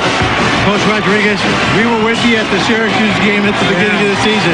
This team in your program has come a long way. Congratulations. Thank you. I appreciate that. These kids have come together as the season went along. I'm so proud of them. You know, we held the road. This was a tough battle for us all 4 quarters, but our guys got a lot of heart. Was there any one thing that made the difference in this ball club? I know you talked about speed, all 3 maturity. phases, the guys kept believing. I think we talked about that before the game. Just keep believing, playing hard, keep slugging, see what happens. Well, you told me at halftime there was going to be a fight and you had to answer the bell. You said there were 100 slugs that you're going to have to take. There was probably 200 slugs. We've been out here a long time, but sure feels sweet. Coach, it's a little history for your program. Congratulations. Enjoy it. Thank you so much. Thank you, guys. As sweet as sugar, 2 Coach of the Year. That leaves 2 BCS Bowl games to go here on ESPN. The next one tomorrow night. Today, for some of the viewers and listeners out there, the FedEx Orange Bowl. Penn State versus Florida State. 2 of the all-time great college coaches, Joe Paterno and Bobby Bowden, going head-to-head at the Orange Bowl. Check the time in your area of the world. Couple of good games for you today. The Fiesta Bowl, Ohio State beating Notre Dame, and then just moments ago, the Mountaineers of West Virginia. Sure, they were 10-1 coming in, but they stunned the SEC champs tonight, 38-35. For our entire ESPN crew, I'm Mark.